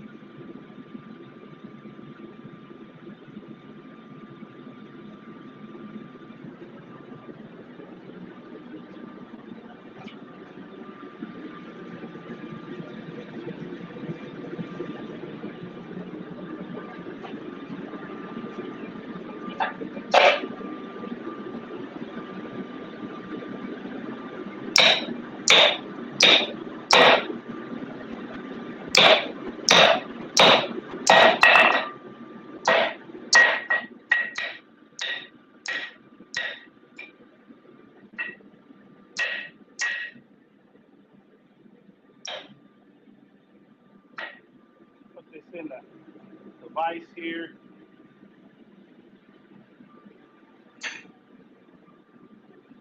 Knock it out with the other one.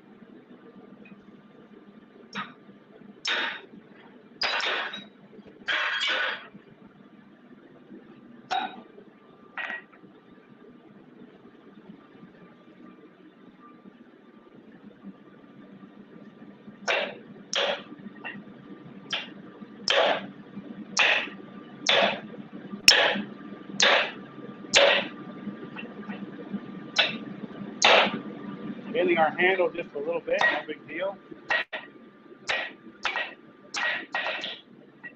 Straighten our handle back out later.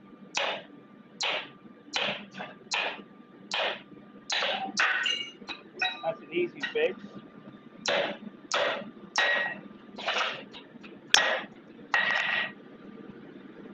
And we're done with these.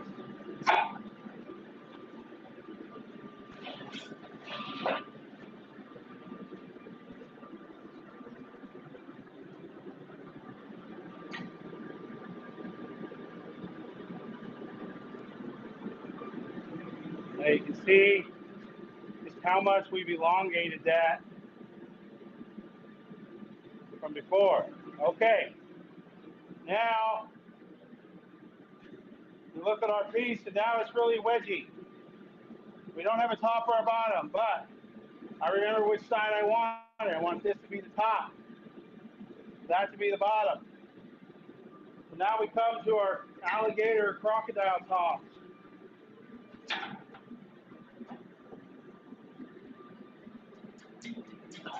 This guy's right there. He's coming here like this. hold that piece just like that,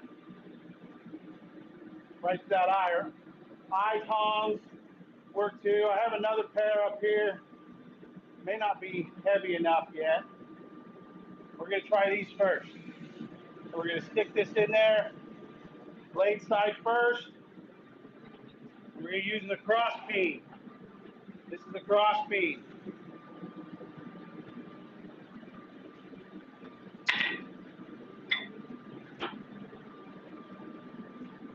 This is a 3-pound cross beam. I didn't build this one, but it's still a good hammer.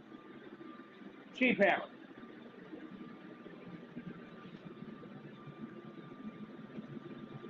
And we're going to start spreading out our blade in the front.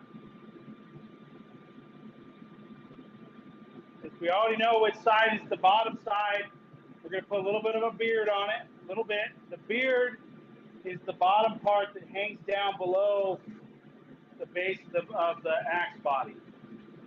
It's called a beard. You also have a top beard too, top and bottom beard. We're going to put a bottom beard on it. Hangs down. Top beard points up.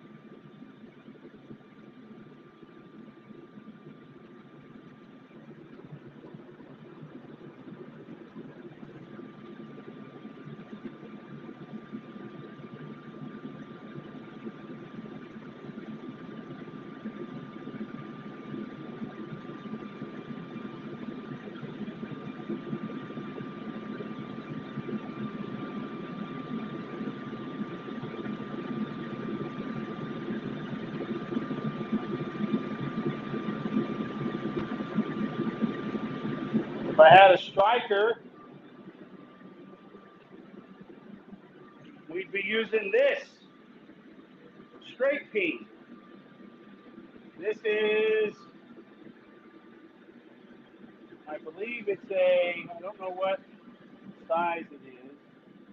I think it's a 12-pound straight peen.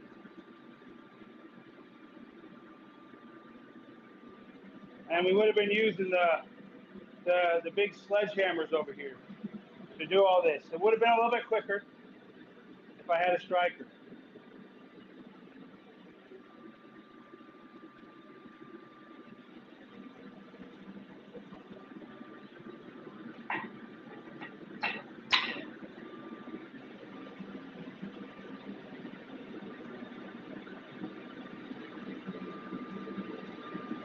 We'll also be using the straight peen as well. Not quite yet though. Cross peen allows me to come here and go this way. So if I'm holding the blade that way and I'm lengthening it, I can do the same thing with a straight peen, which I'll show you when I get my straight peen out of there, this way. Bam. Well, but we'll set everything. We'll start everything with the cross, and we'll finish it with the straight.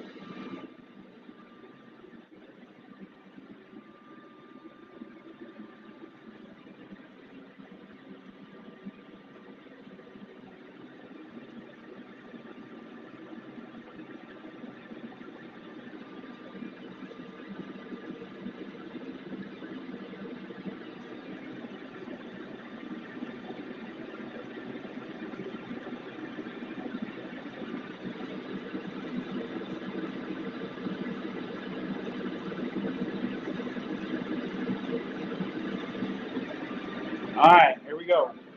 Now, depending on how well these hold in this eye, we may be switching to one of the other sets of eye tongs I have.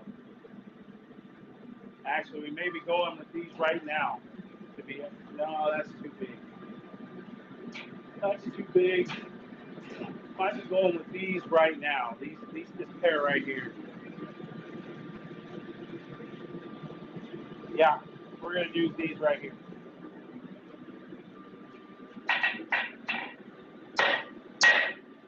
God damn it.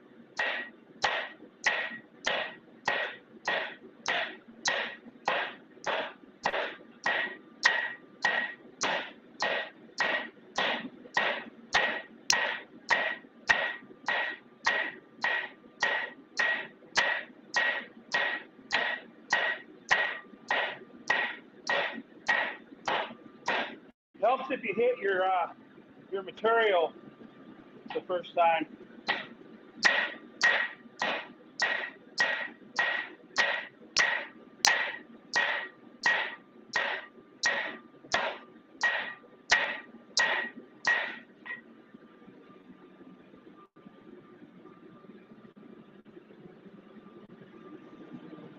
So that's how we're going to start it out.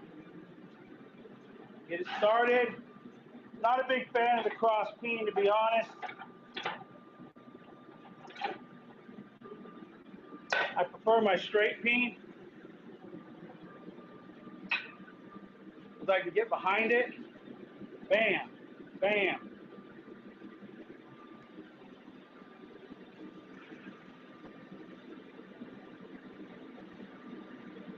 Might be a little smaller than I thought. I don't know yet. We still have to put in our fullers. The fullers are going to lengthen it a little bit.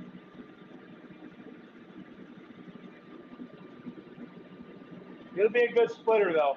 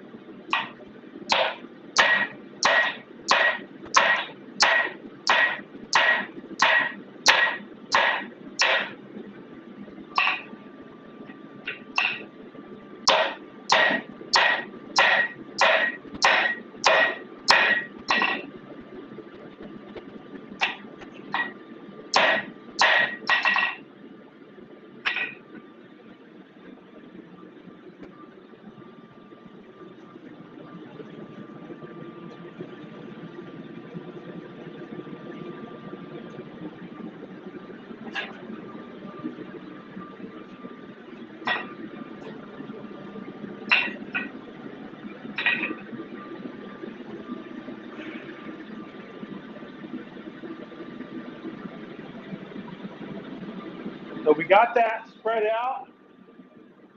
We're now going to go to our 3-pound workhorse here, rounding hammer.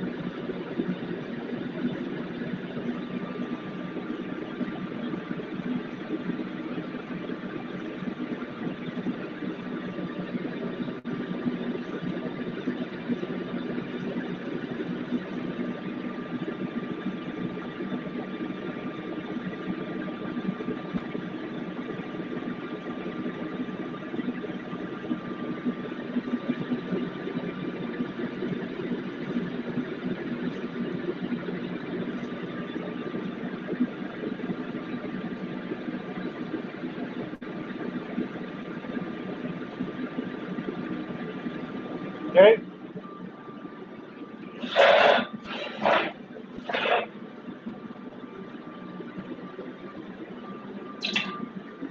Daniel Blackburn said something glinted off of that and hit me in the eye. Yeah, it can happen, for sure.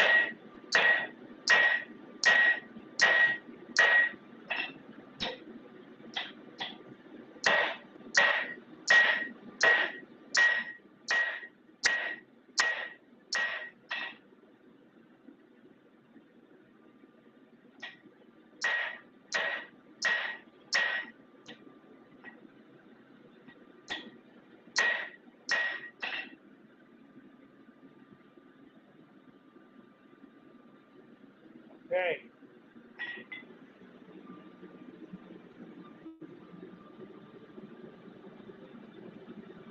So, it's about 2 pounds, I think. I'll be able to fell a tree with this when I'm done, even a small axe like this. So, this is our top. This is our bottom. Next heat, we're coming out here. We got to knock this top beard down. We're not making a Viking battle axe. We're making a hand axe.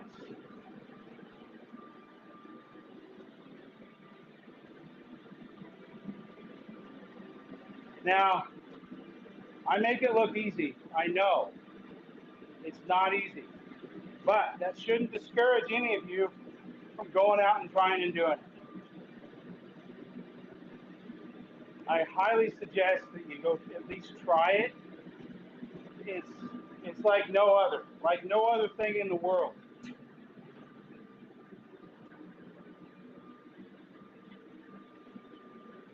Now we're going to go to the alligator or crocodile tongs, whatever you want. Alligator gar tongs.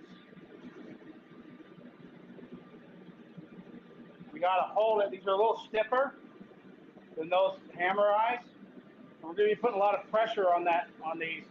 So we got to press down here and hit there to flatten that all out.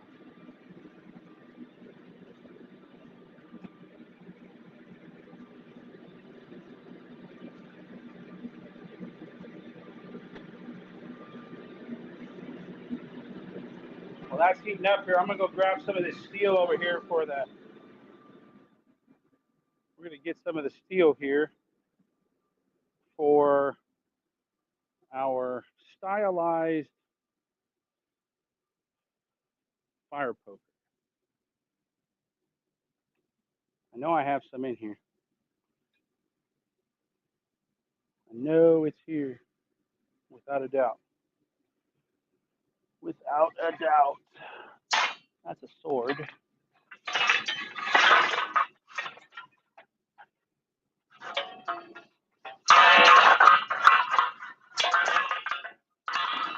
I cut it all up. Nope, there it is. There it is.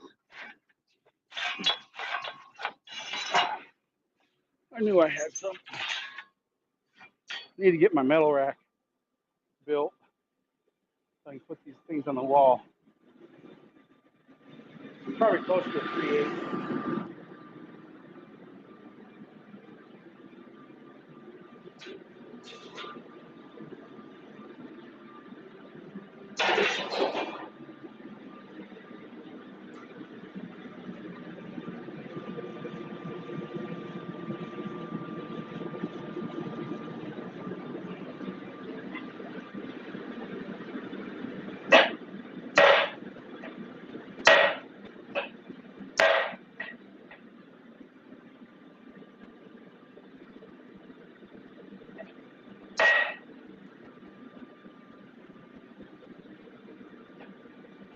Forming the first vestiges of that freaking beard by hitting up here and upsetting this all back down onto itself.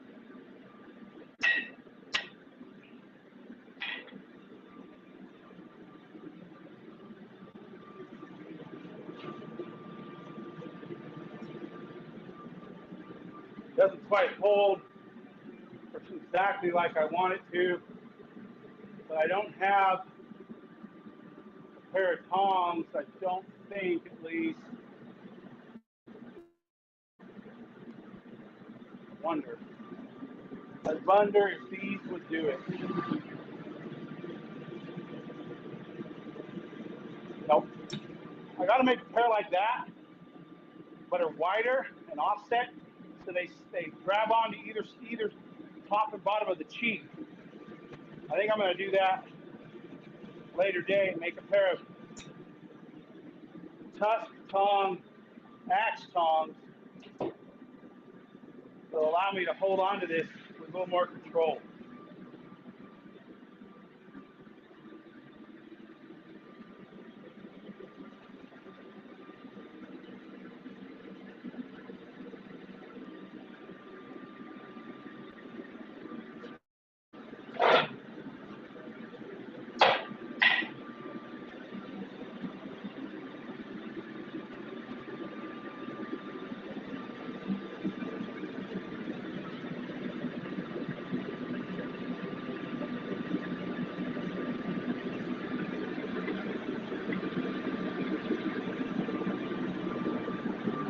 I know the other ones will absolutely not work,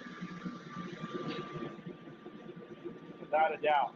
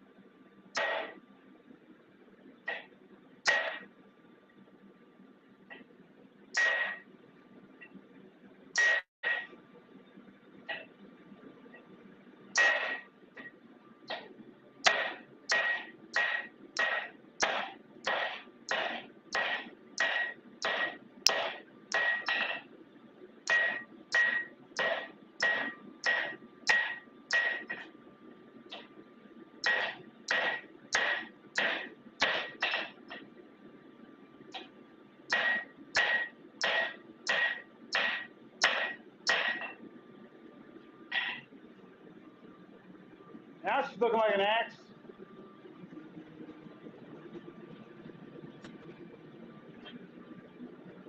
Nice and thick. Damn, boy, you thick.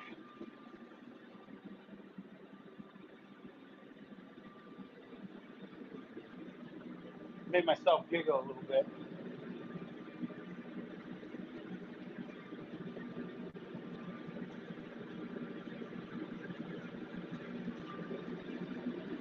But, I mean, like I was saying, I make it look easy.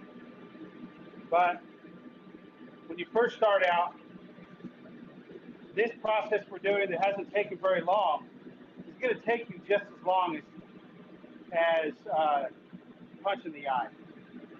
You know, don't get discouraged.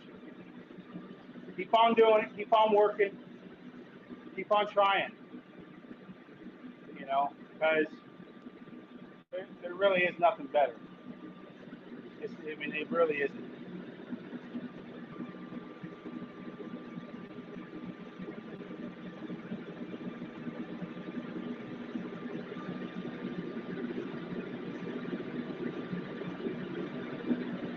Now we're probably going to move the vise this way when we do the finishing drift, because we'll do a lot of that into the drift.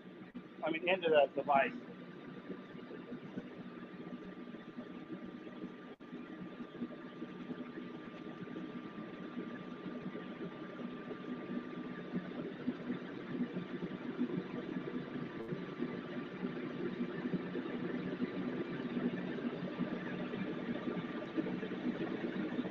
All right, we're gonna switch gears here a little bit with hammers.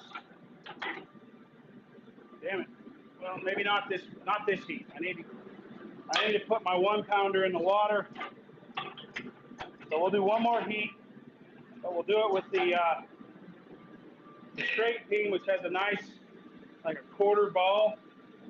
So nice rounded face on it here. That'll help us.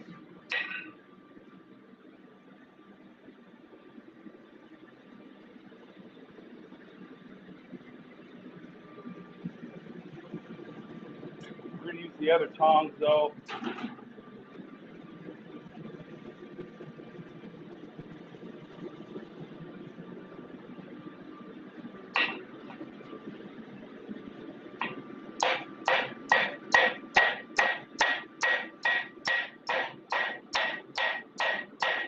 What I'm doing is I'm helping flatten this top side off and accentuating the beard on the bottom.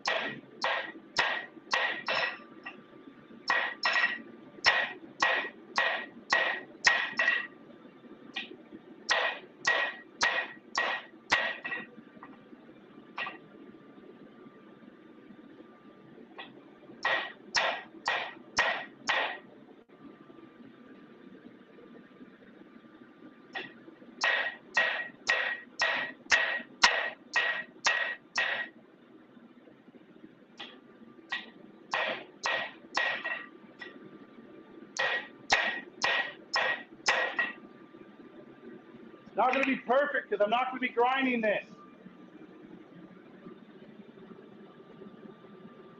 We're not going to be grinding it. Okay.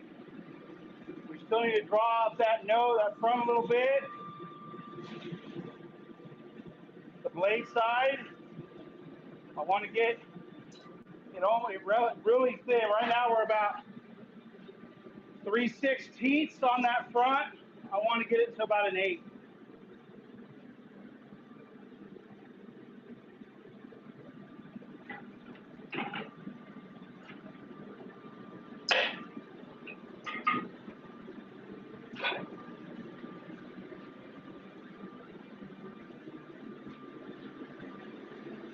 So I'd really like to hear from you guys what you think of the live shows like this versus a video. So I know the videos are cool because, and we'll do the videos too. If we do a live show, there will be a video that's just the cut down version of it. But I won't do these on a regular basis if people don't really enjoy what it is. So let me know in the comments, let me know in the chat log, what you guys think of this so that, I can gauge on whether I should really schedule more of them, maybe do once a month, what. So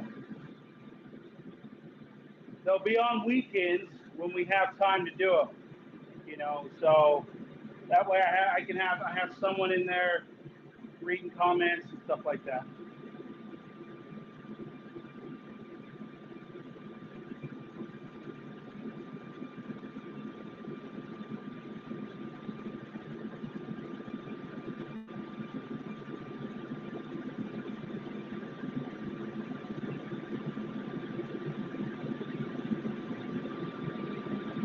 We're at 91. We started out the shop at 63 degrees, 48% humidity.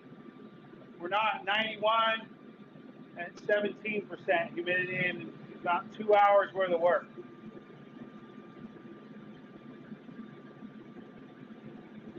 Normally for the beginner, like with my friend Court here, is doing this for a senior project. This would take him, a beginner like that, would take him 2 full days of doing this by himself. So 16 hours. I've done it in 2 hours by hand. The press allows me to do it in like 30 minutes. You're only limited by how long it takes you to heat. Once you get the experience, then you get the big tools. You're only limited by how long it takes to heat it.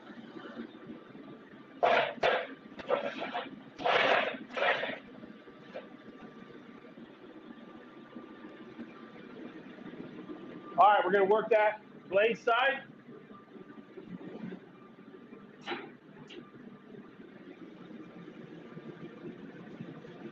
Daniel Blackburn says he likes the idea for videos. It works great for me since I'm on the road.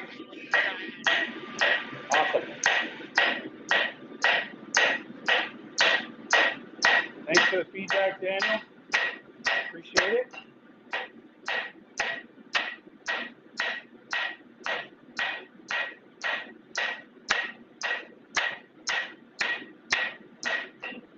We'll start scheduling these maybe once a month.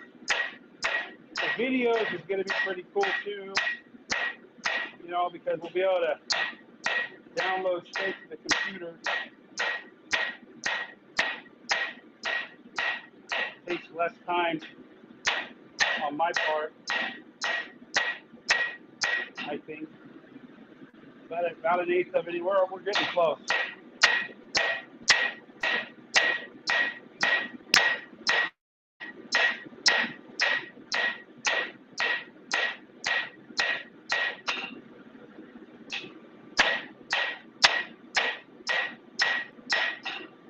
That is getting close.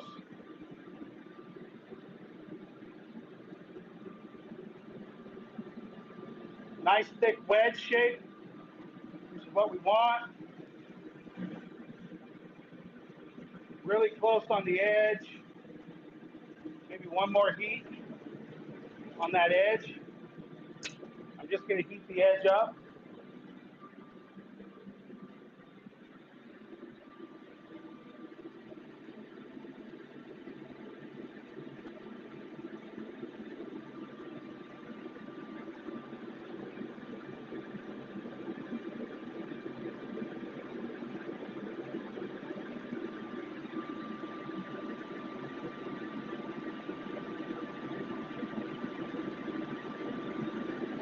And then we're gonna kind of move things around here. We're gonna pull this. Let me go check the video, see if I can even see my. I don't think I can see. Yeah. Okay. So we're gonna move it basically this way a little bit so you guys can see. You won't see the forge anymore. We'll do that right now, actually. You guys can see the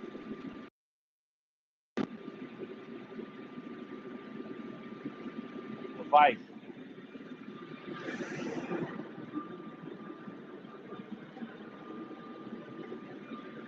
So Daniel Blackburn prefers the live or the videos, so that he can go back and watch them later. Of course, you can go back and watch videos. Okay. Videos so they can go back. I mean, you can go back and watch the live shows too.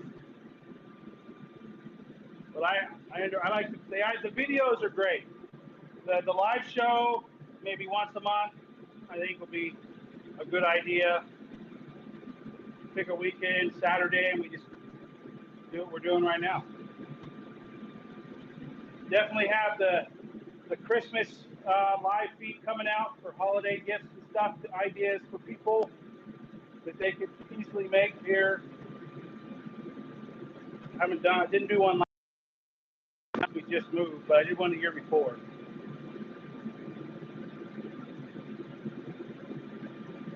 Okay, still working on that on the blade side.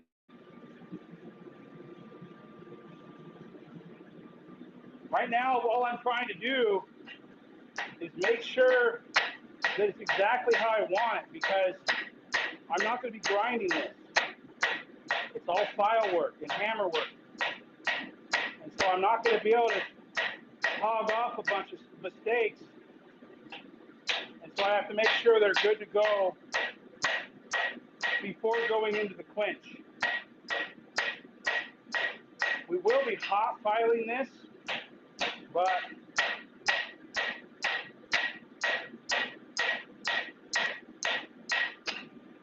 still, you don't want a lot of cleanup.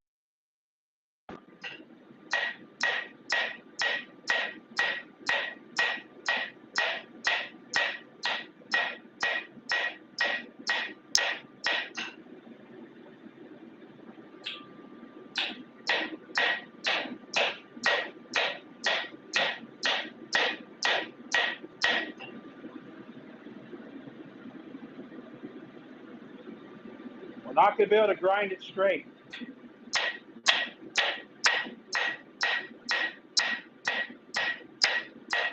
It's going to have exactly what we put into it.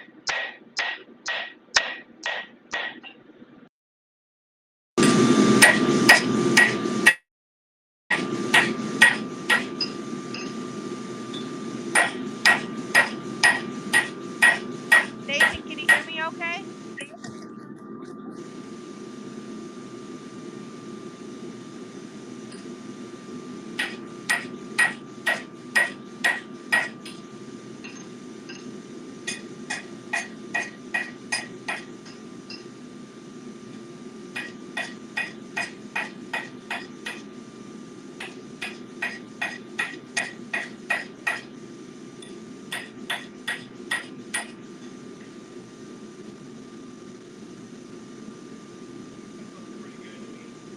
Oh, it went out?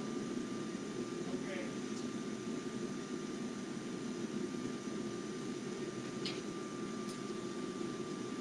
I'm dying on me, huh? Mom asked.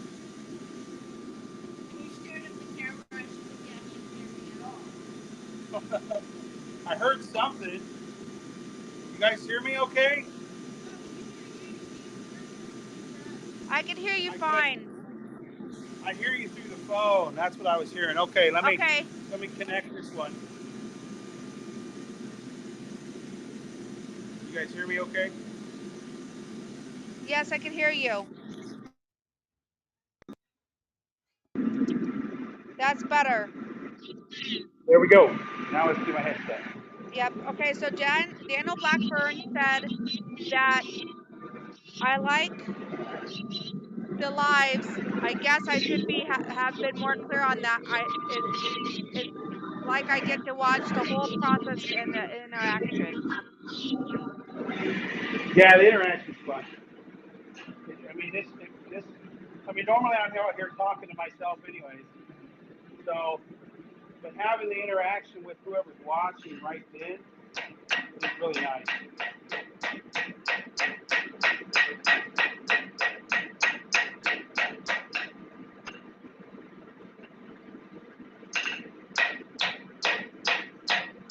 Sarah, this is why I don't. You don't need. I don't need to wear both of them at once. One can be charging.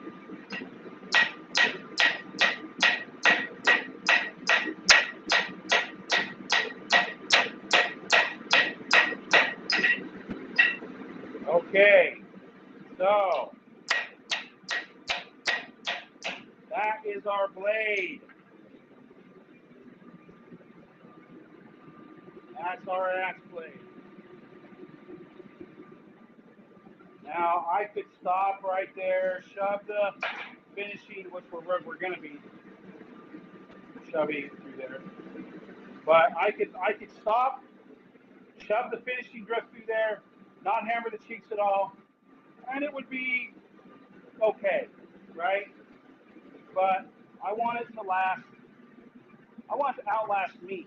I want it to be something that when I eventually have grandkids and great grandkids, that they're going to be using this long after I am gone. And so leaving it with such short cheeks right there is going to create issues with its ability to stay tight. So we want to elongate our cheeks on the bottom here. Plus it helps protect the haft. So what we're going to do is we're going to heat this up. We're going to drive our freaking drift down through there, and we're going to draw out our cheeks.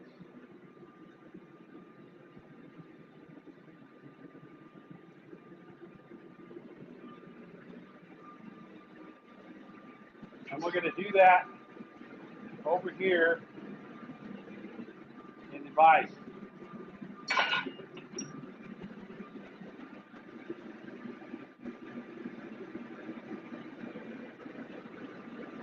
Now this is kind of a pain in the ass, but we're going to get it started over here, and we're going to finish it over there. We cannot stop. We have to do it quickly. We have to make sure it's super hot, and we got to have the beard pointed up.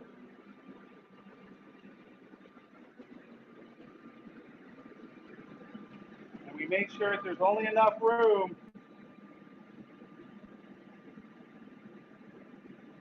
for our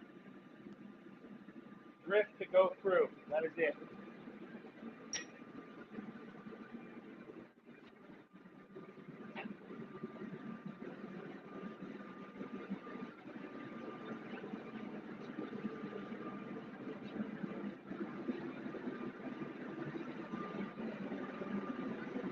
Now, eventually I'm going to have a swage block that'll have the slots already in it where I can have it set down and be nice and flat. That's the beauty of having a swage block. That's one of the next tools that I really need to get in the shop. Is a swage block set at about 18 inches off the ground, so I can do all this on that swage.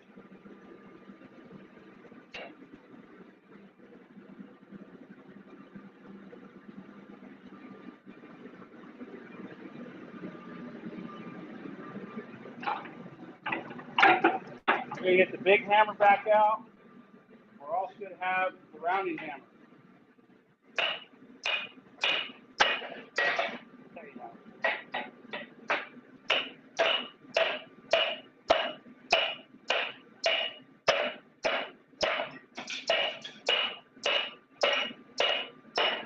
setting up a gamble here.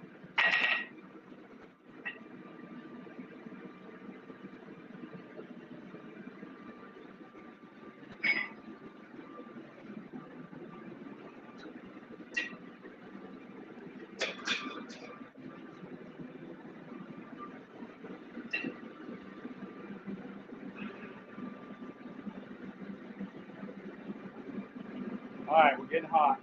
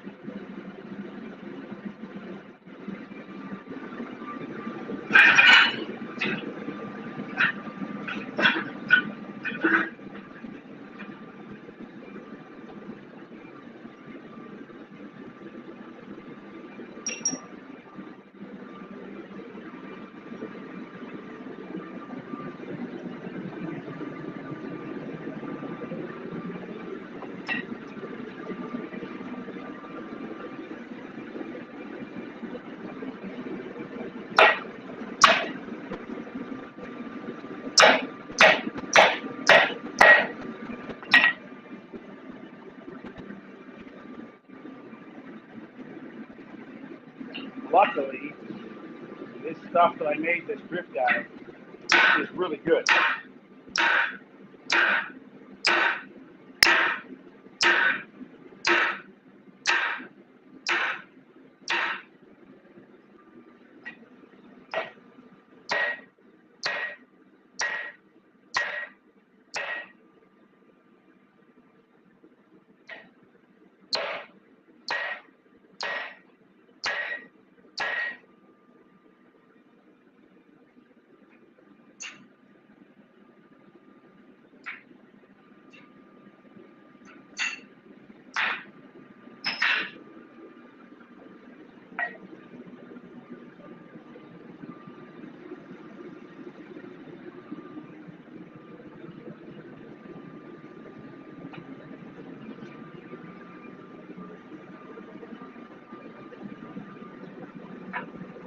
Stuff's a piece of railroad steel, but off of not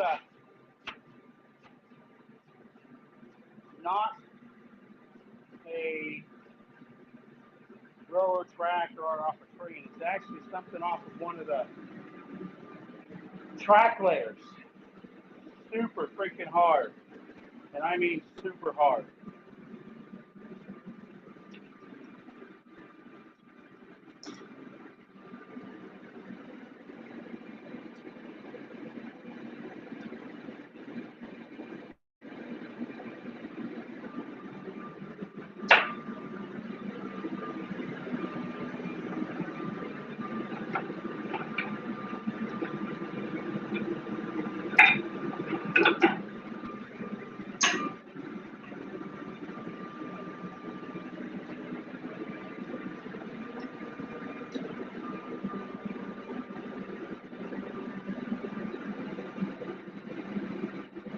Richard Solomon said, "Good morning from New Zealand."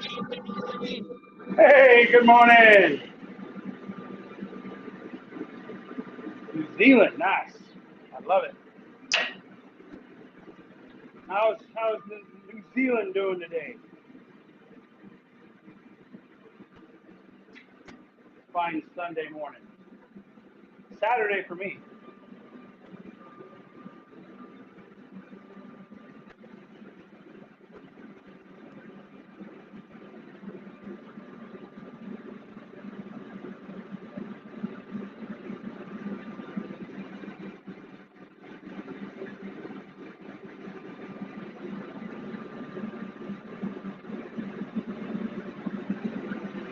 All right, we're almost hot. Almost hot. Almost ready to go. We're using a smaller hammer to draw these cheeks out. And then we'll use that one tool I showed you earlier with the pullers on it to accentuate it. I'm thinking I'm going to need to use these guys here. These Dust tongs.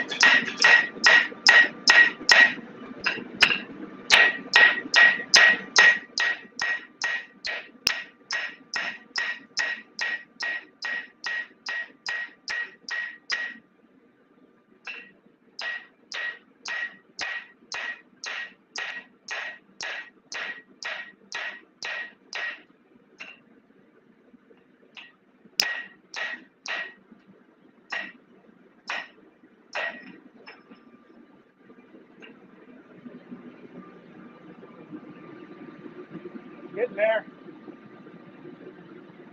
Starting to look like something.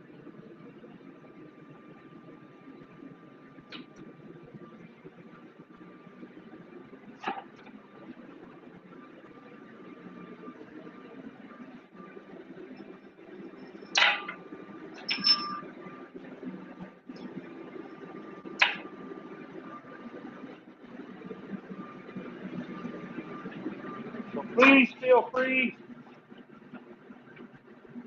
when this is all done, to go back and watch it from the beginning. That's freaking still hot, even in the water.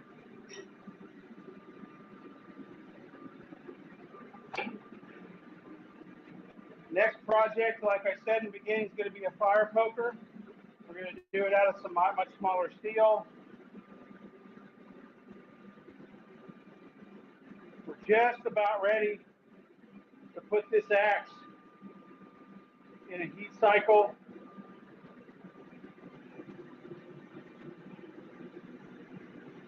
Now, of course, I will have to sharpen it with a belt sander, but I'm not going to use anything to clean it up. It's power. We'll use files and all that stuff, but we'll put an edge on it with the belt grinder.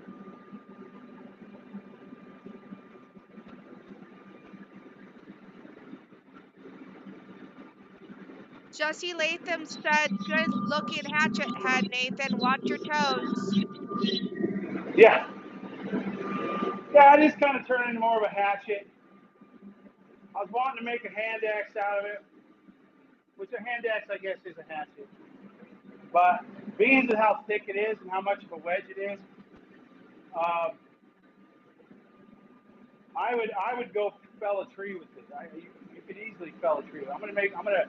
We're gonna kind of draw the blade out a little wider, so you have a much better cutting edge. Because how you cut, it's not that you have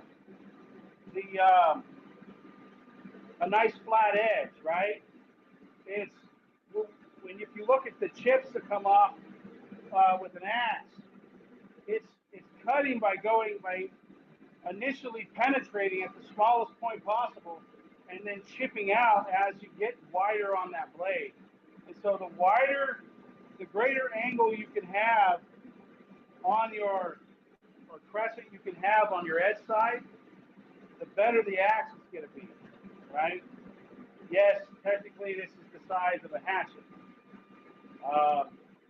but I'm gonna go do a video one time. I'm gonna go fall a tree with it. Probably next year. Yeah, just to show that it's not the size of the axe in the fight. It's how the axe is built and the person using it.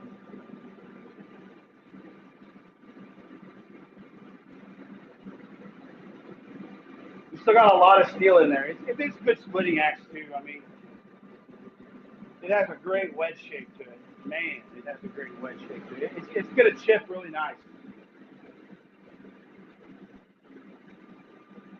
It looks really good. I'm really pleased with it.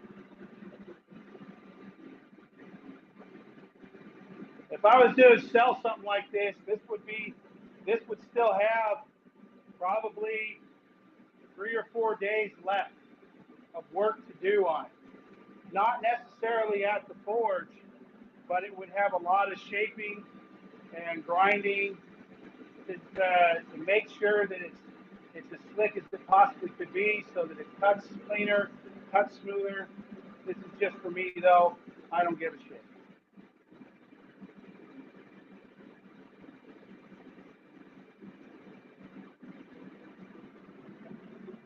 Okay, so we're going to put this back through there again.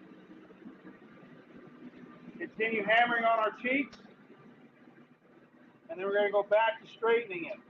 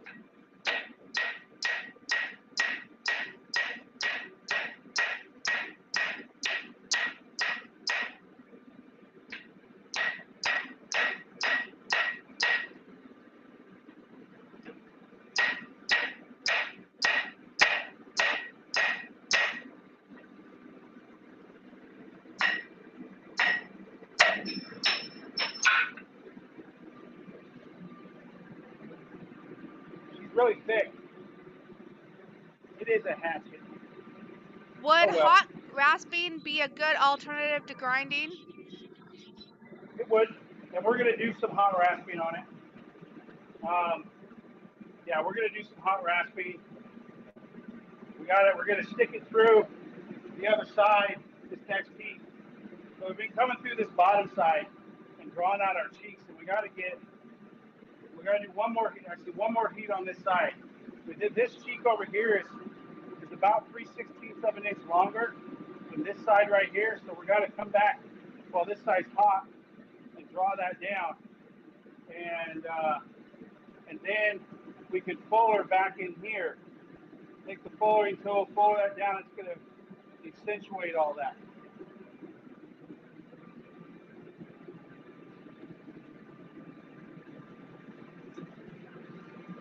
And then we'll straighten it out,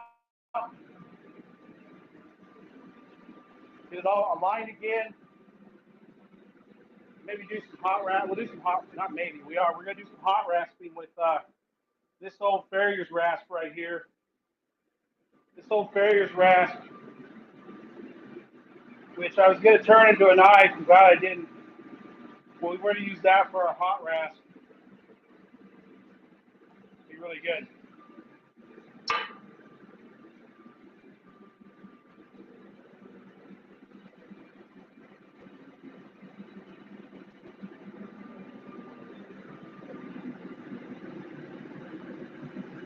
You have one of the kids bring me the other leather glove that's on the porch.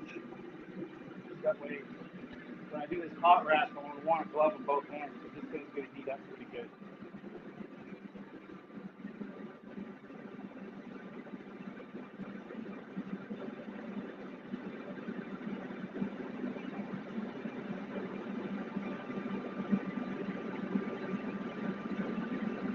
This is not the type of leather glove you actually want to be using. You want to be using a welding glove, but all my welding gloves have deteriorated over the years. I just never bought any more.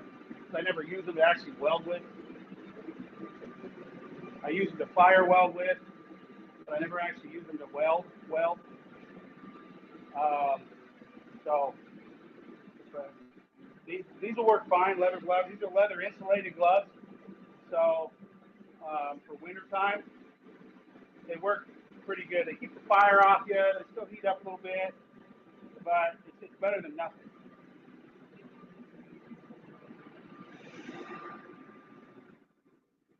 So, and if you're going to do any hot rasping, you're going to want gloves on, both hands.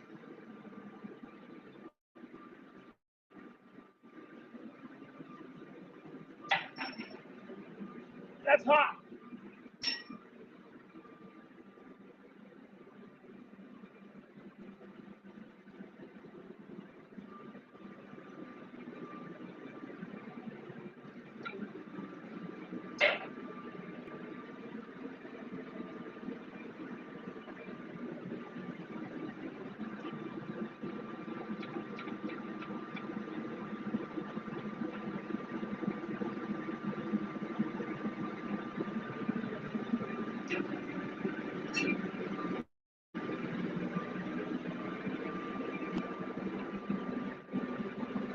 Okay, so last heat for the cheeks right now, I think.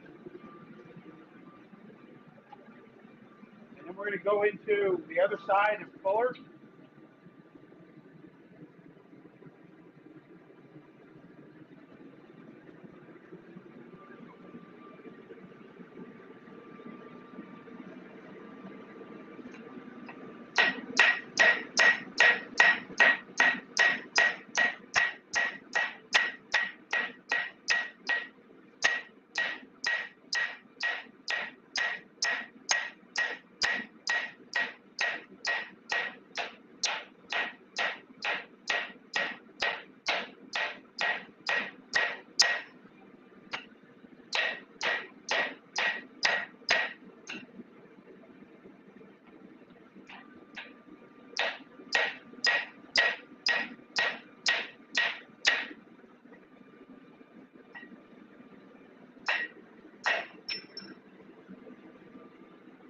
There we go.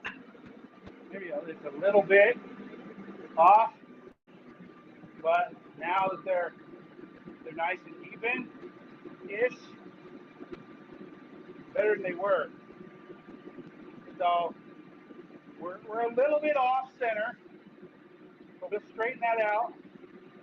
What we're going to do now is we're going to fuller down here, fuller down here.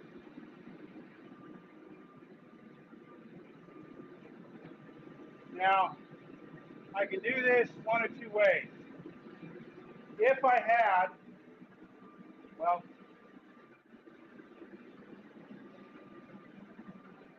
if this guy was big enough right here, I would run that down through. I'd run my drip through there and do what we need to do. But it's not. So, we're not going to run the drift through it. We're just going to put it on top and hammer down on it. And then we'll straighten everything out. We'll straighten everything out with the drift through it.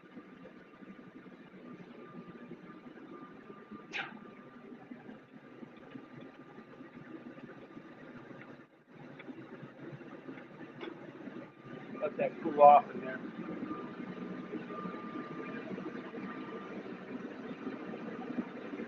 So I'm going to come in here with the tusk tongs, bam, flip it upside down so the cheeks are down, and then we're going to hammer down. We're going to hammer down on the top of it, right over top. Bam.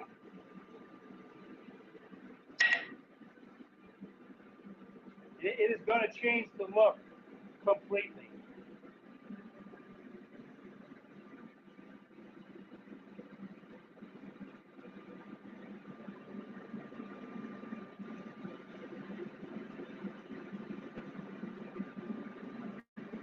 There you are, mouse. Where's our cat at? Get out here, Jumba. Come get this damn mouse.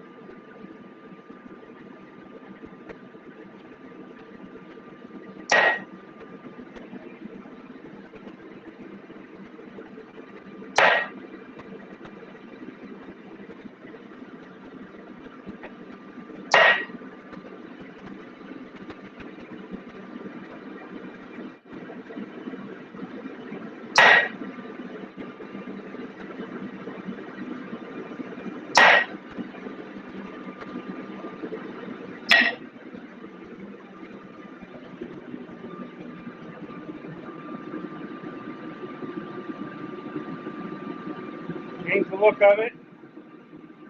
Take and hammer this flat up here again. Hammer that down. Draw this top up a little bit. We'll be good to go.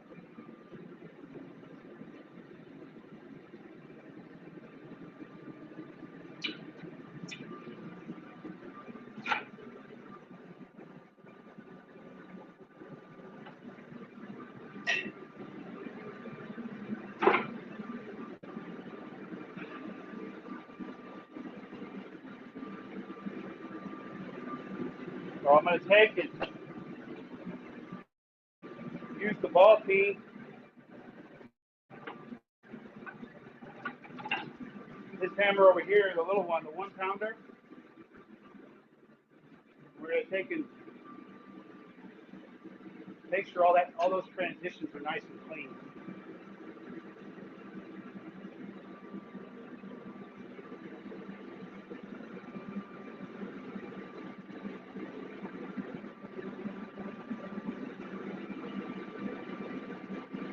It's a good looking axe. Because I wanted to leave it really wedge shaped, it's not going to be as big as what I originally thought. But there's really no plan to this except for build a functional axe, right? So just need more steel.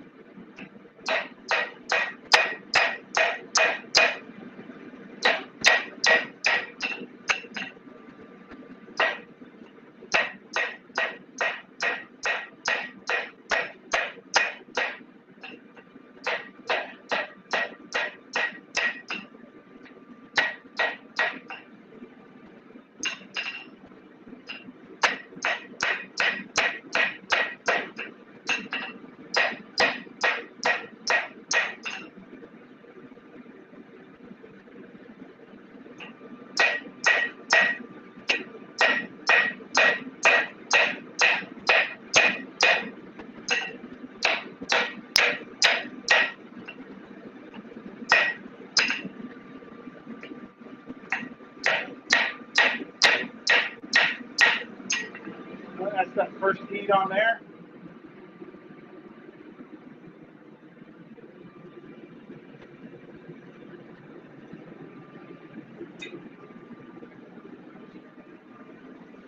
I'm going to take and use a different pair of tongs. Take and use the wolf jaws.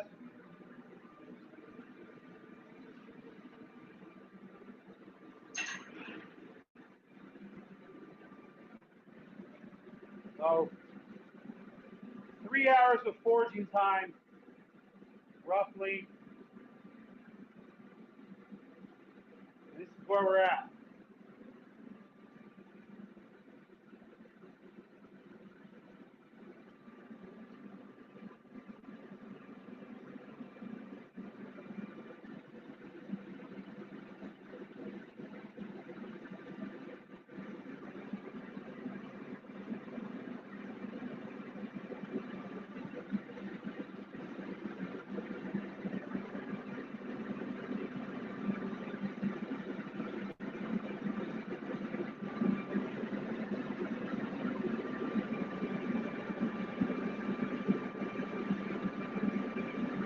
This would be a cool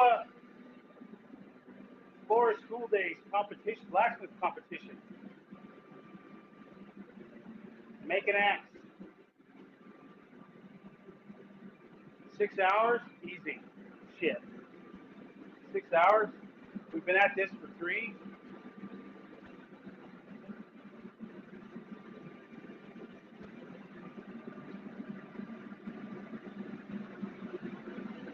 Okay.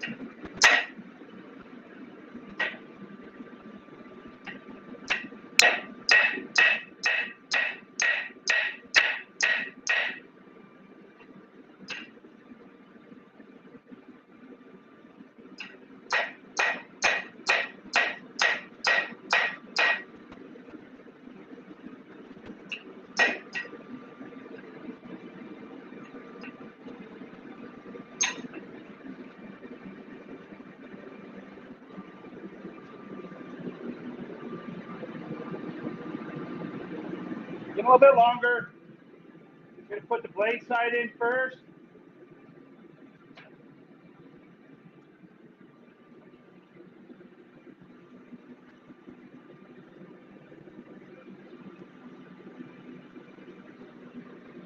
And we're going to throw that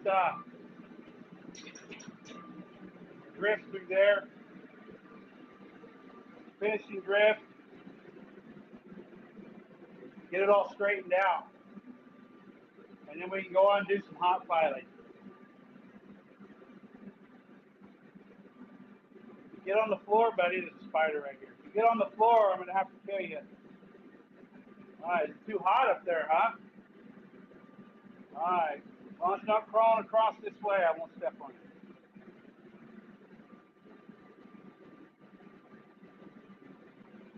All right, you're going to go hide in that sand down there. Okay.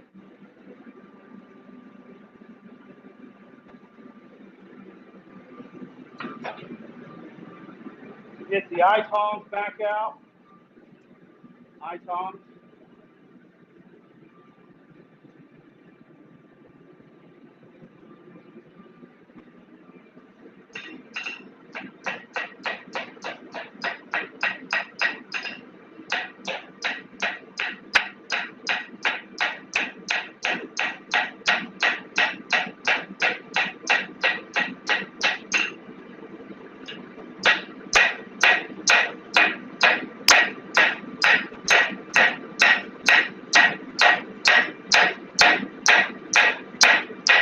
Now, this is what I call forge to finish, where you know you're not going to be grinding. So you do everything possible with a hammer.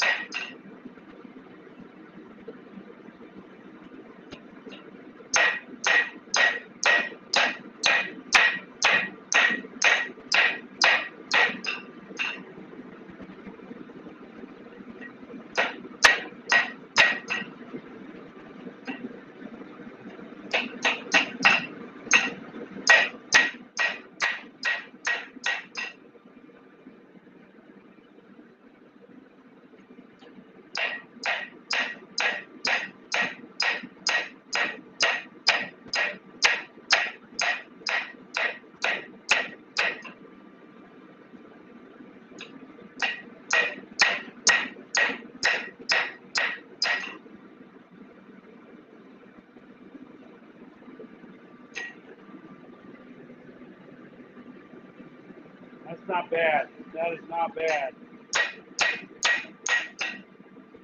I'll have to do a little bit more when we get the eye in there. But that is not bad at all, folks. I could index that pretty easily.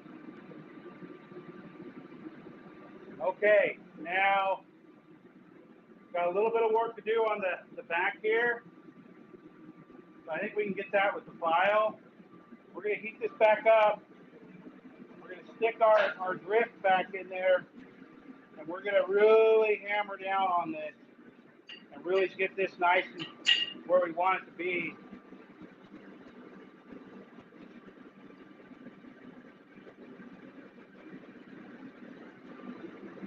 It's looking really good. I mean, blacksmithing as a whole, you really have to enjoy what you do. It's because it's not like you're being paid a lot to do it. It's not like a normal job where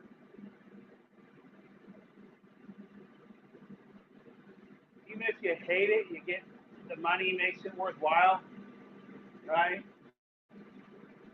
Not this. You have to love doing. You have to love out here, and it's cool. If we were doing this in the summertime, which I do normally, it'd be 125 degrees in here right now, and you have to love what you do to do it. And you know, I didn't get a lot of forging done this summer because we were working on the house. But you know, when you're tired and you're not feeling well and you're having a bad day, you go light the forge and everything just kind of melts away. No joke. You know, it's one of those deals to where nothing else seems to matter when you're hitting hot steel. Period. Whatever's going on in your life, you just go make something. Don't even make something. Go out there and beat on some hot steel. You'll be too freaking tired to worry about anything else. So, but I highly encourage anybody looking to get into this, don't be afraid. Quit making excuses about how, well, it's too expensive. I got to have this tool. No, you don't got to have shit. You do not have to have a hole in the ground, a piece of pipe, your wife's hair dryer, and some freaking hardwood. An old sledgehammer freaking buried in the ground to beat it on. That's it. You don't got to have anything.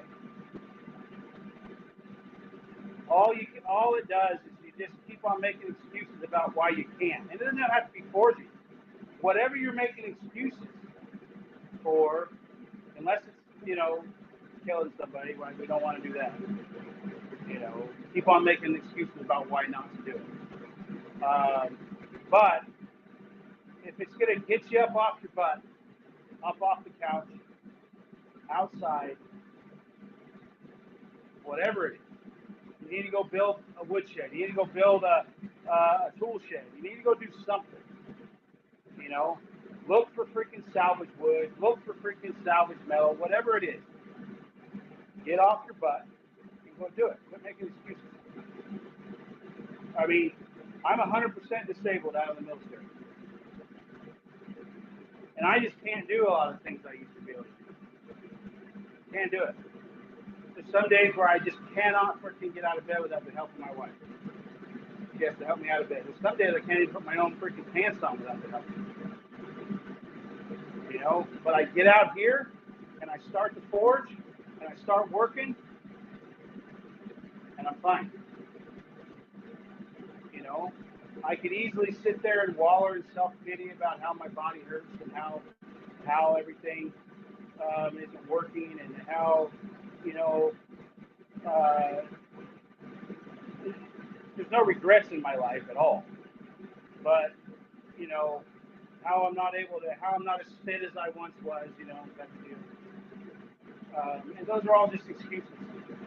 You know, whatever you're wanting to do, get out there and do it. You're the only one holding yourself back. Because if there's a will, there's a way to do it, no matter what. It doesn't have to be expensive. You don't have to have an anvil. You don't have to have a press. You don't have to have a power hammer. You need a hammer, claw hammer, whatever, and something to beat it against if you're going into blacksmithing. You need a rock and some wooden pegs and a way to drill a hole to build a freaking shed.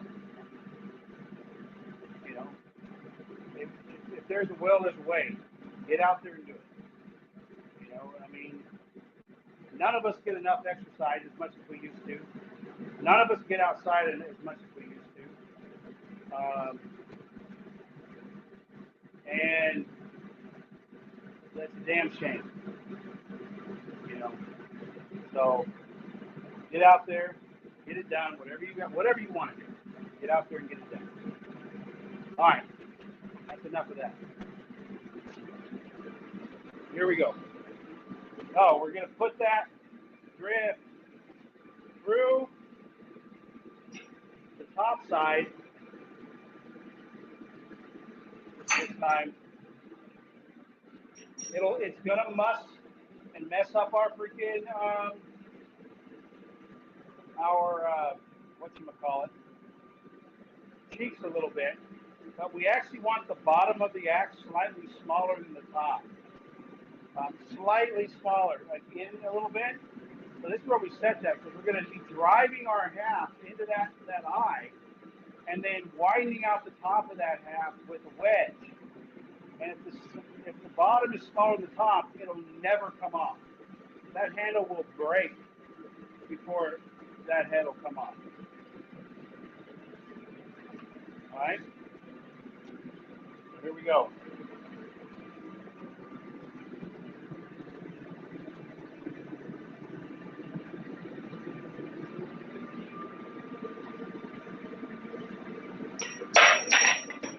Well, didn't want to cooperate.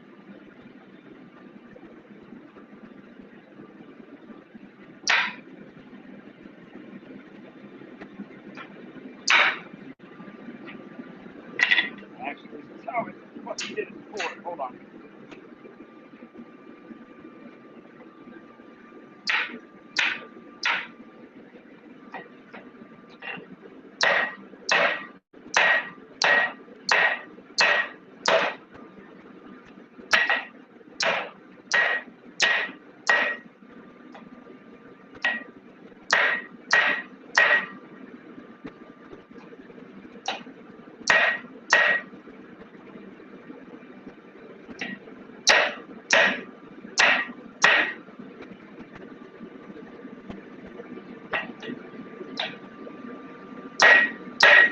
Frank Ward said, I'm with you. I have a stroke and I'm still pounding and I work my way up and not all my tools, but I already had a lot of my welding skills and all that before the stroke and retiring for all my life. Yeah. Get out there and do it, man. That's all you can do.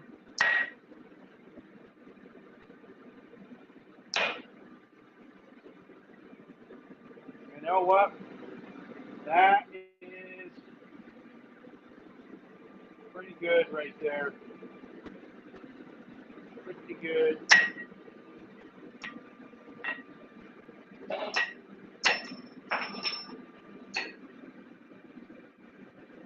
The eye's not perfect, but I don't care. That's not bad. That's not bad at all, folks. That's pretty damn center. You'd be able to index that pretty good. That's a little bit of a wobble right there. So I think we can fix that with another go round. One more heat. And I apologize for my cursing a little bit. I do apologize for that.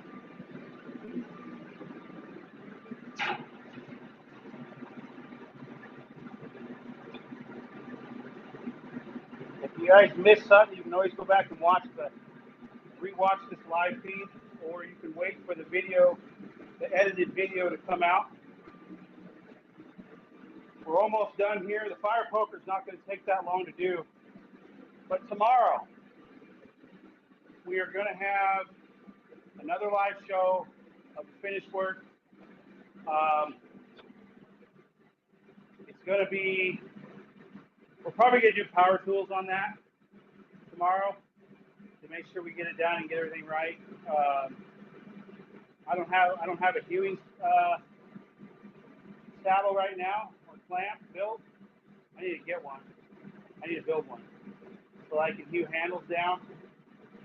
So we're going to use the belt sander to do that. But the aspect of this right here, and you could always go buy a handle to throw in this. This is really close to a factory, like industry standard for something this size. I put a 4-pound head on a handle this size, so um, it'll be good. But yeah, so tomorrow we're gonna. When's the football game tomorrow, Sarah? Let me check. Yeah. So we'll probably do it if the football game is in the morning. We'll probably do it after the football game, and then but if it's in the afternoon, we'll have the live show in the morning. It starts at 1:05 against the Cardinals. Okay, so tomorrow we're going to do another live show. We're going to start it at 8 o'clock, 8 a.m. Pacific Standard Time, continental United States. And that'll be a Monday for our Australian and New Zealand viewers. But you'll be able to catch the 2 videos at a later date too. And you'll always be able to go back and watch the live streams. Just click on the live tab on my YouTube page, and you'll be able to watch the stream. So, yeah, we're getting really close. We're looking at 3.5 hours right now, give or take, and of doing this axe head. We're gonna do a little bit of hot filing to show you guys how that works. And it's actually not very exciting, but it's literally just taking a file and having your piece hot and filing it while it's hot. Hence, hot filing. So, but yeah. All right, let's do this.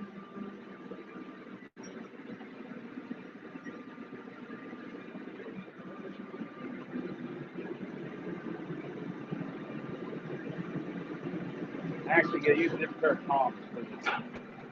Use my custom tongs for this.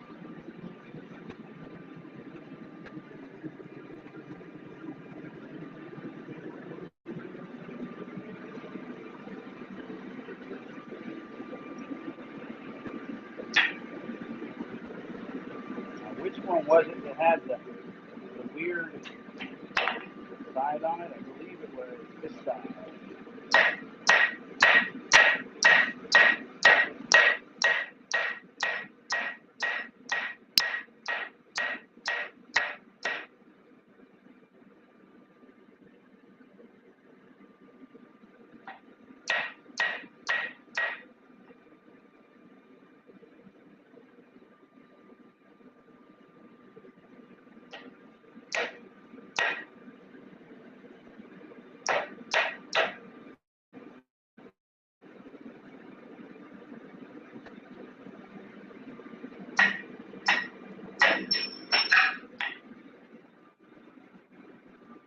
Well, that's just gonna have to be.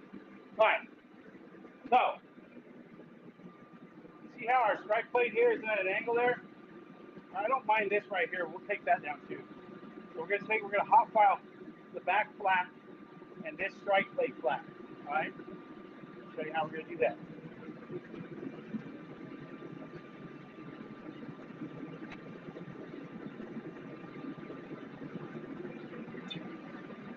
So we're gonna put this in the vise.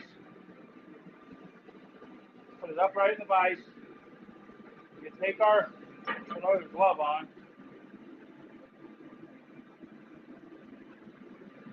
Cinch it down here in the vise, and you're gonna file it. All right. Any dull freaking metal file, like this is a hoof rasp, it'll work just fine. When they go bad, they just get thrown out, but they're still sharp enough to hot file. Any dull freaking metal file or wood file will be perfect for freaking hot filing steel.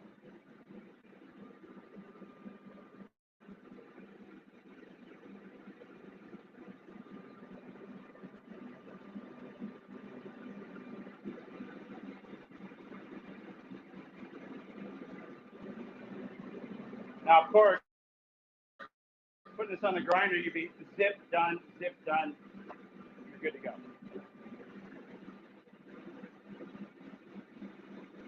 And like I said, normally that's how I would do it. I've often thought about, going through, well, as soon as I get the ability to get the mixture right and making our own steel here out of, in the foundry, then we'll do a whole process where we go from a whole series of videos and shows where we take iron ore, make steel out of it, and take that steel, a high carbon steel, out of it, and go all the way through to a finished piece. So that'll definitely be in the works. We finally figured out how to do it, but it's not very cost effective right now. So I need to get some more refractory, some more graphite, start making my own crucibles, and reuse some not reusable crucibles that cost so much. And as soon as I get that done, I can start the series on from dirt to knife, or dirt to axe. All right.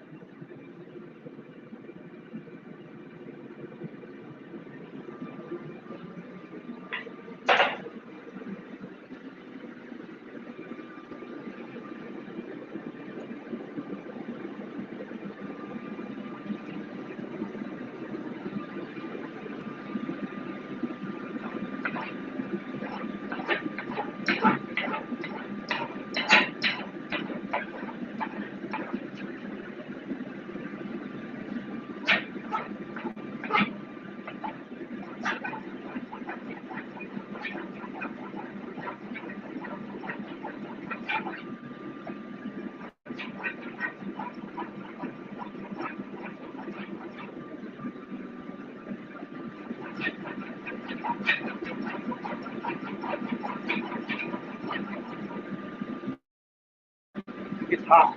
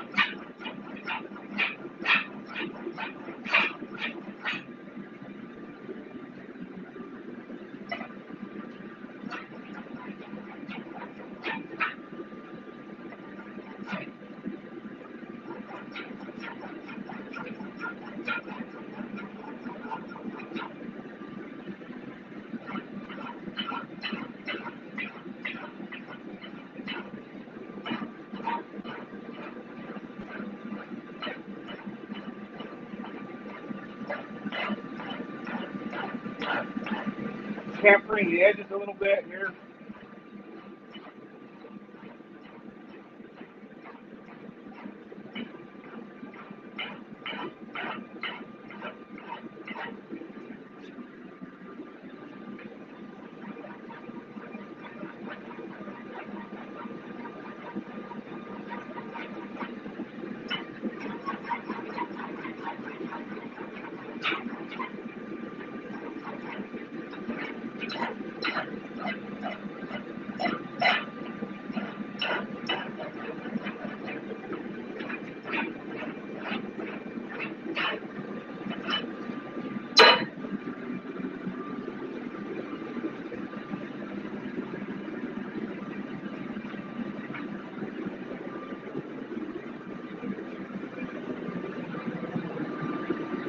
That's for hot filing. It's a little angle to it, no big deal though. It's a lot better than it was. All right, now let's hot file the other side.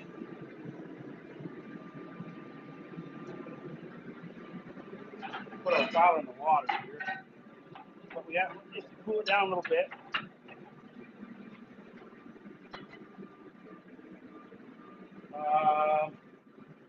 You can find one of my round files here. So I'll do the round files on the bottom side on an old round file.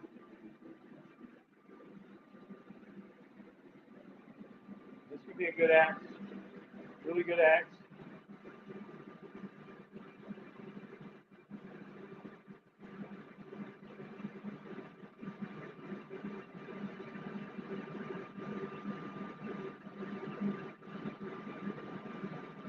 I'm gonna cut. We're just about ready. We're just about done here, folks, with this, with all the hot stuff on this, besides the heat treatment. We'll do the heat treatment the last end of the day. Well, we'll quench tomorrow, right? And we'll do heat. We'll maybe do heat treatment. I'll come out and you guys will need. It's not going to take that long to heat treat it. It's not going to take that long to quench. So I'm probably going to do that off screen. But I will tell you this: don't worry about buying expensive quenching oil. You can use motor oil. You can use transmission oil. Make sure it's outside in a well-ventilated area if you do. I use vegetable oil. I won't cook with it. I won't eat it. But I'll quench my freaking stuff in it. So that's what I use.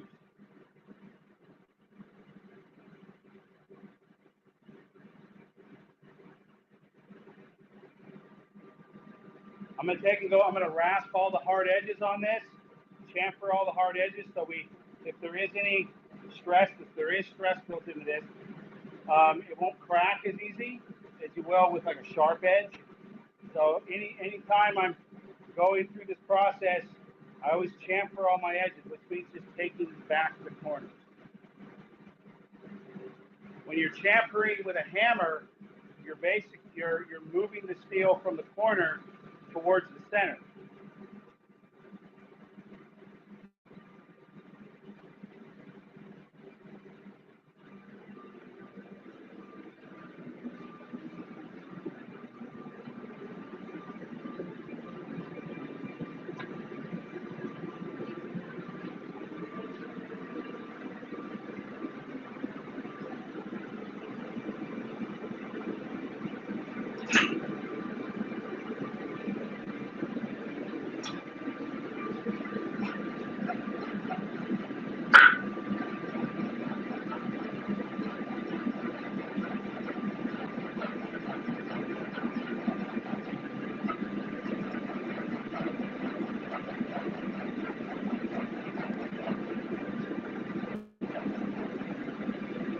Hot.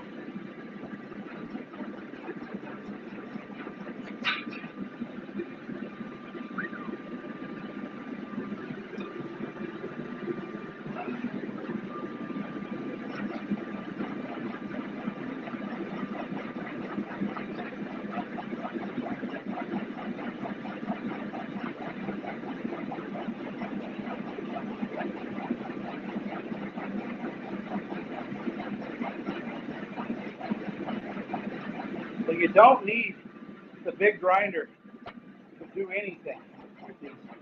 You can do your knives like this, your hammers like this, and you can go get a $40 freaking 1x38 from Harbor Freight to sharpen it.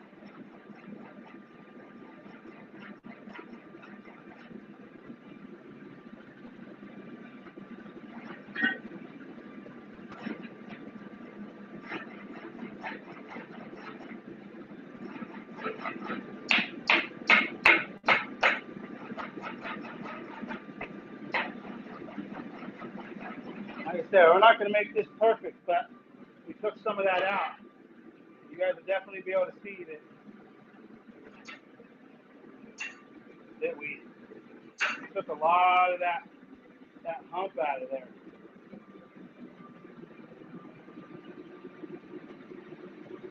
there's that.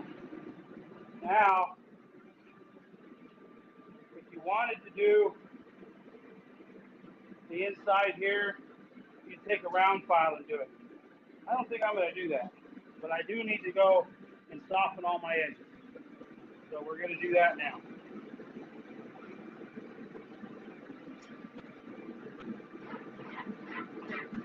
Taking a round file, softening the edges that I can. You don't need a lot of chamfer on it. You just need to take down that sharp edge.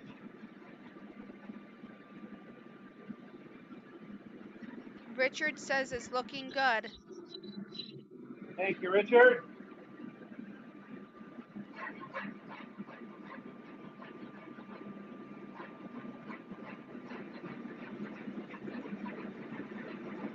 I mean, you don't even need it super hot. It just needs to be warm, like hot. It's still about 950 degrees right here.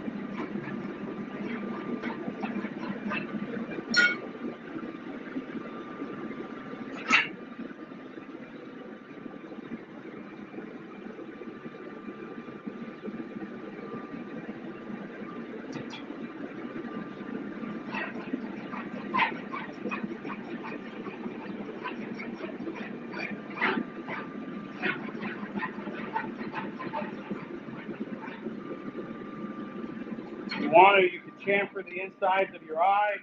I'm not worried about it.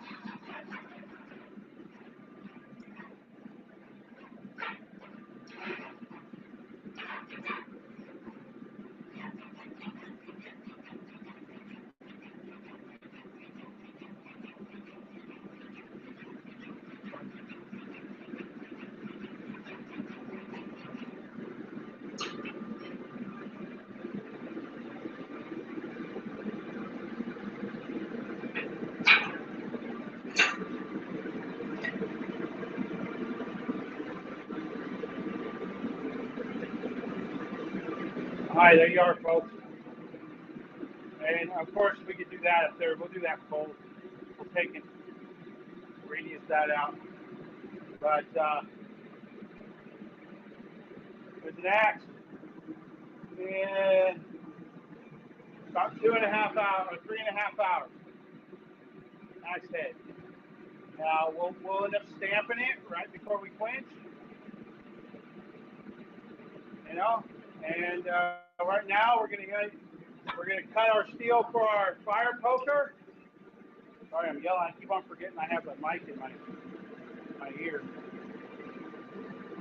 But we need to get this thing heated back up and have it normalized. So we're gonna stick this in here, let it heat. We'll pull it out. We'll hang it below the forge, and then we'll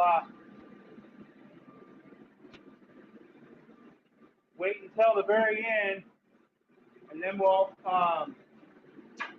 actually take and anneal it overnight. Okay, this is, let me get my hook ruler here. This is 3/8 round we're going to do this out of.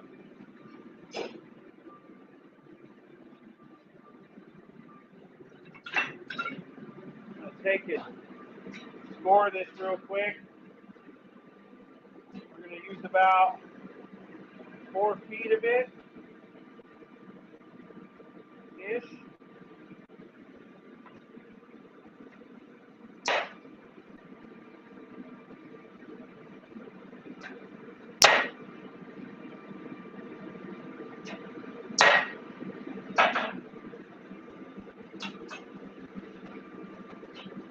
3.5 feet.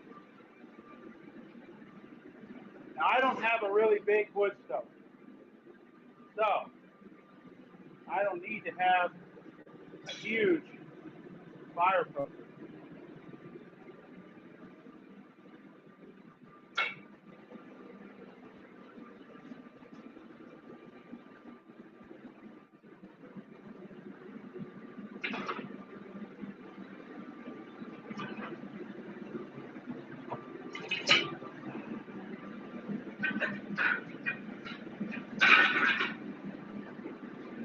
All right.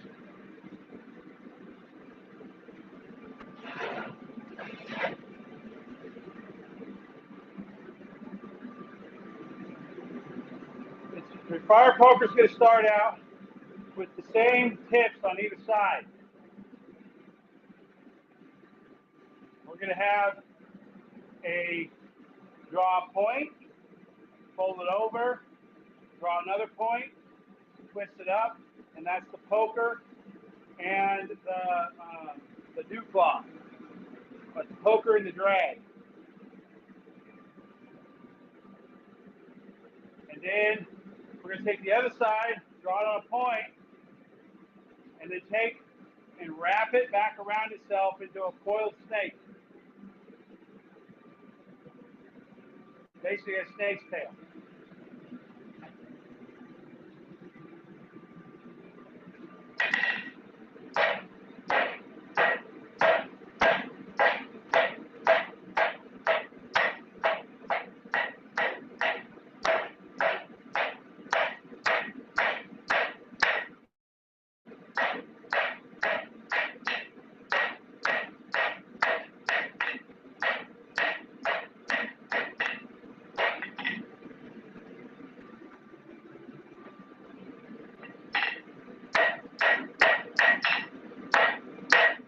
Kind of square this up here.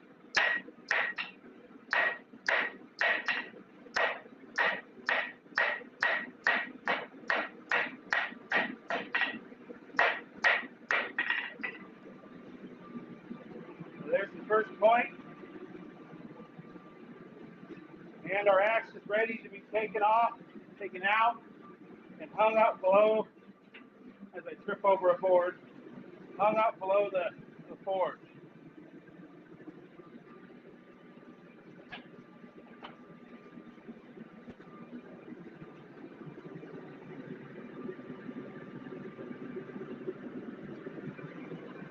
It's hanging right below the forge. And it will let that cool completely down. Okay. Now we're going to take and bend this back over itself.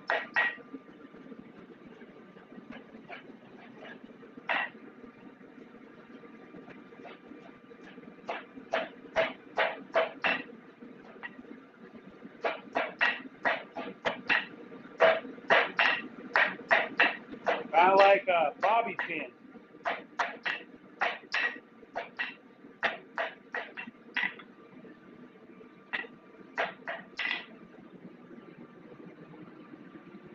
And we're going to draw that into a point.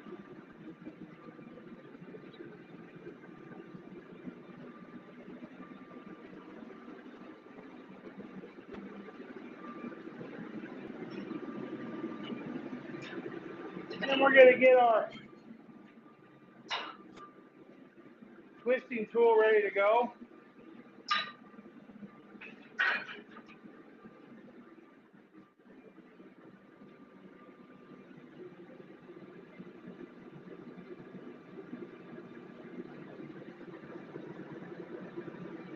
I only have a 16-inch fire pot in my freaking wood stove, so I don't need something super big.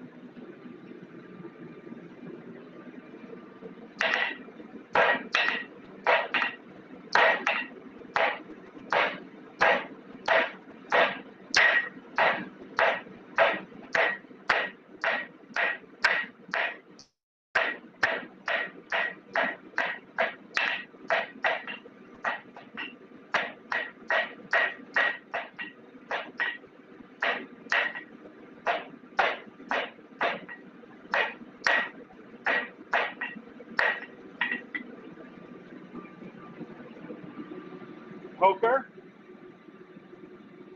Pull it. You claw like a rooster claw.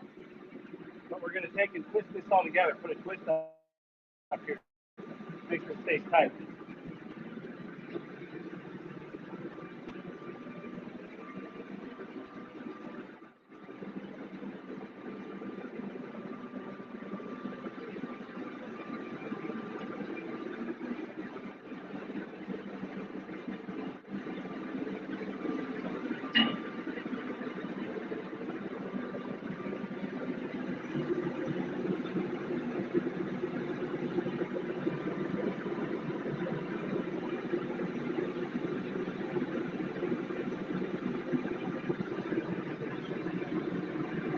Put it in our vise. You want your dew claw facing out.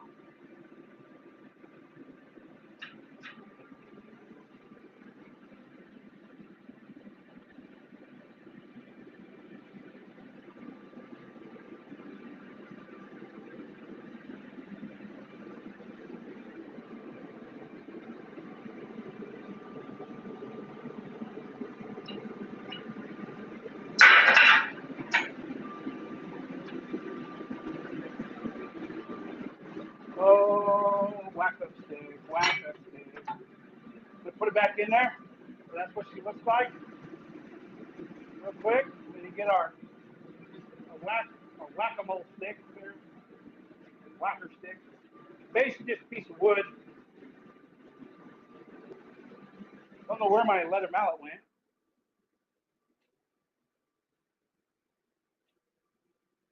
Oh, come on. Where the hell are you? Oh, there it is. Leather mallet.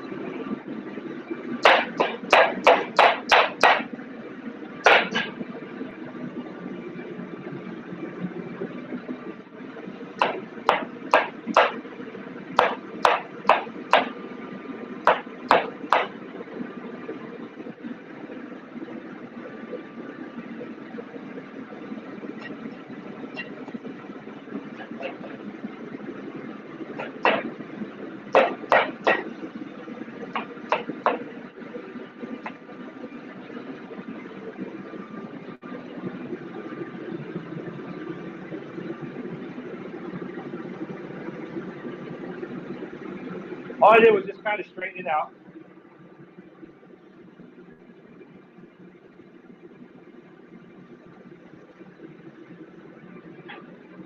And we're going to put this, the dew claw over top of our horn. A little bit there. I want to take that back here a little bit. We're going to make sure she's all straight.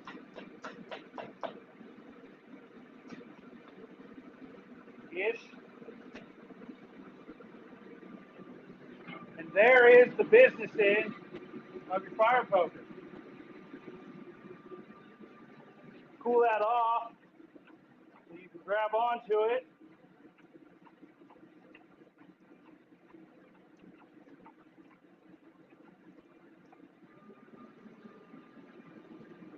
There's the fire poker business end. Put the other end back in the fire.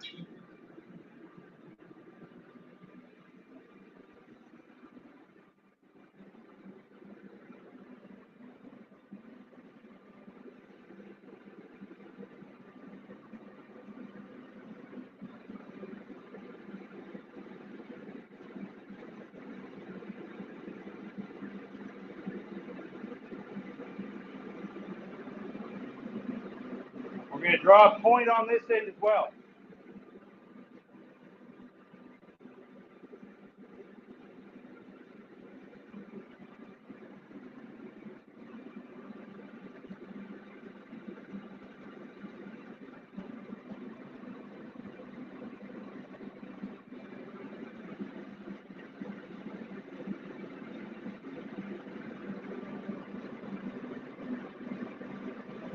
All right, here we go.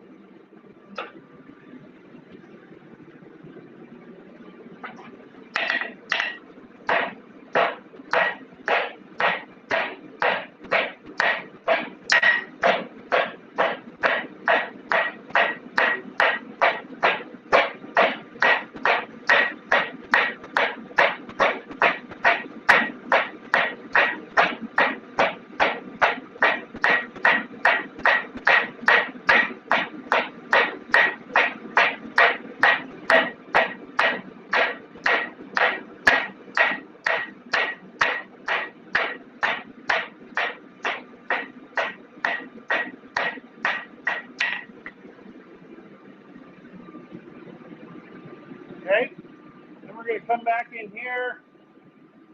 We're going to come right about in here. And then this tail comes down and becomes the handle.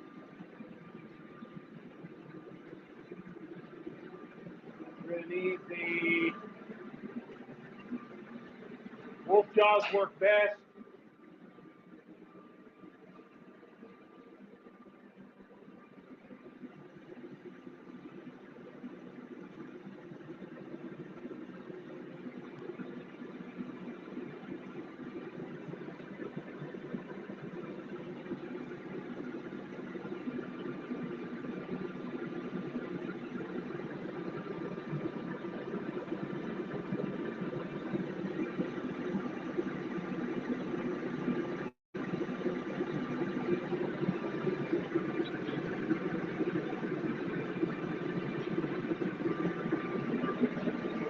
Around the horn here.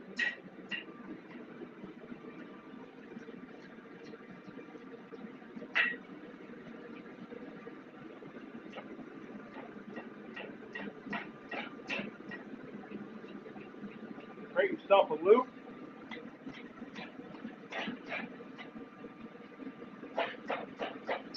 This animal doesn't have a useful brittle, so you just can push it into the corner. And just create yourself a loop there. That loop is only there so you can hang it up if you so desire.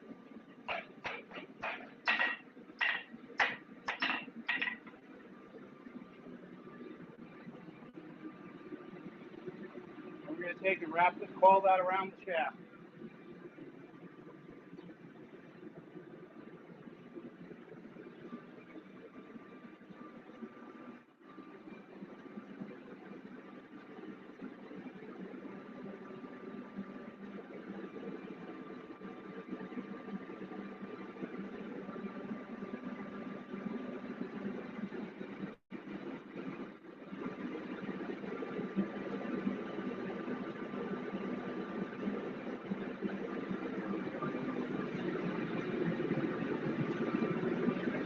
So we stick it in our vise.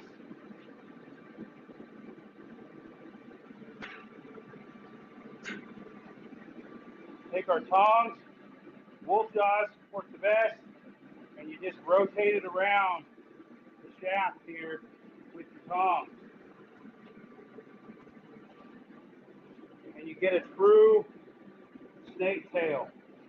The shaft shouldn't turn. It might a little bit.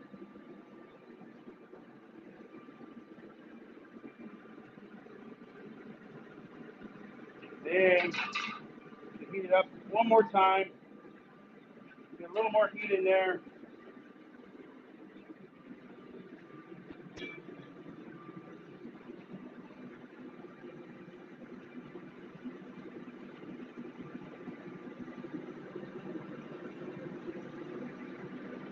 This is called a snake tail.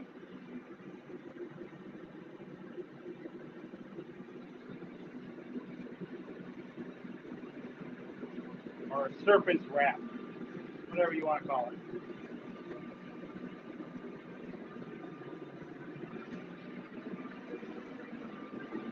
Daniel Blackburn wants to know, are you going to put it in the Pritchell hole?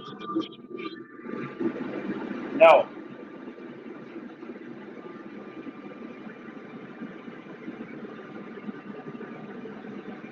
Nope. We will not put it in the Pritchell hole.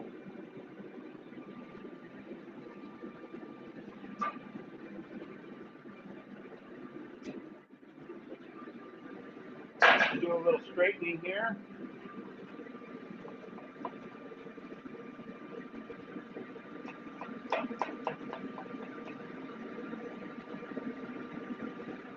What we are going to do, though, is we are going to align everything. It's still hot enough to do so with our tongs.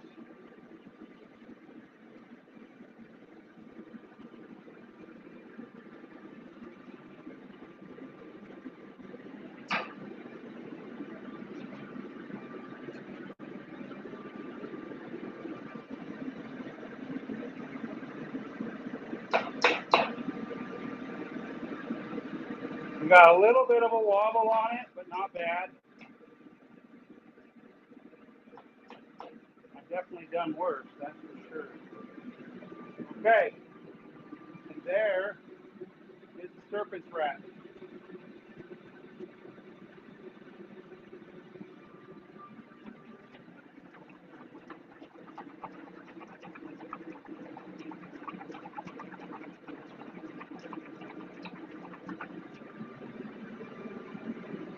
And there is your fire poker.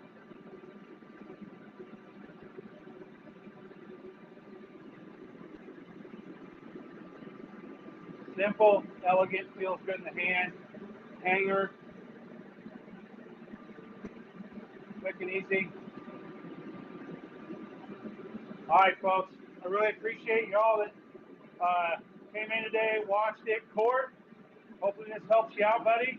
We're going to do another live show tomorrow at 8 o'clock in the morning, Pacific Standard Time, finishing up our pieces. It's not a requirement, I don't think, for you, Court, because all you need to do is just make tools. So hopefully all that, the pictures and video I sent you earlier is going to help you out, buddy. And feel free to take and share the video, the live show. I'll have an actual edited video of the live show here in the next week or so. So thank you, everybody. If you have any questions, don't hesitate to ask on the comment section, or you can message me on Facebook at School of Black, Rusty Air Force School of Blacksmithing and Bladesmithing on Facebook. So y'all take these guys out there. As always, stay safe and forge on.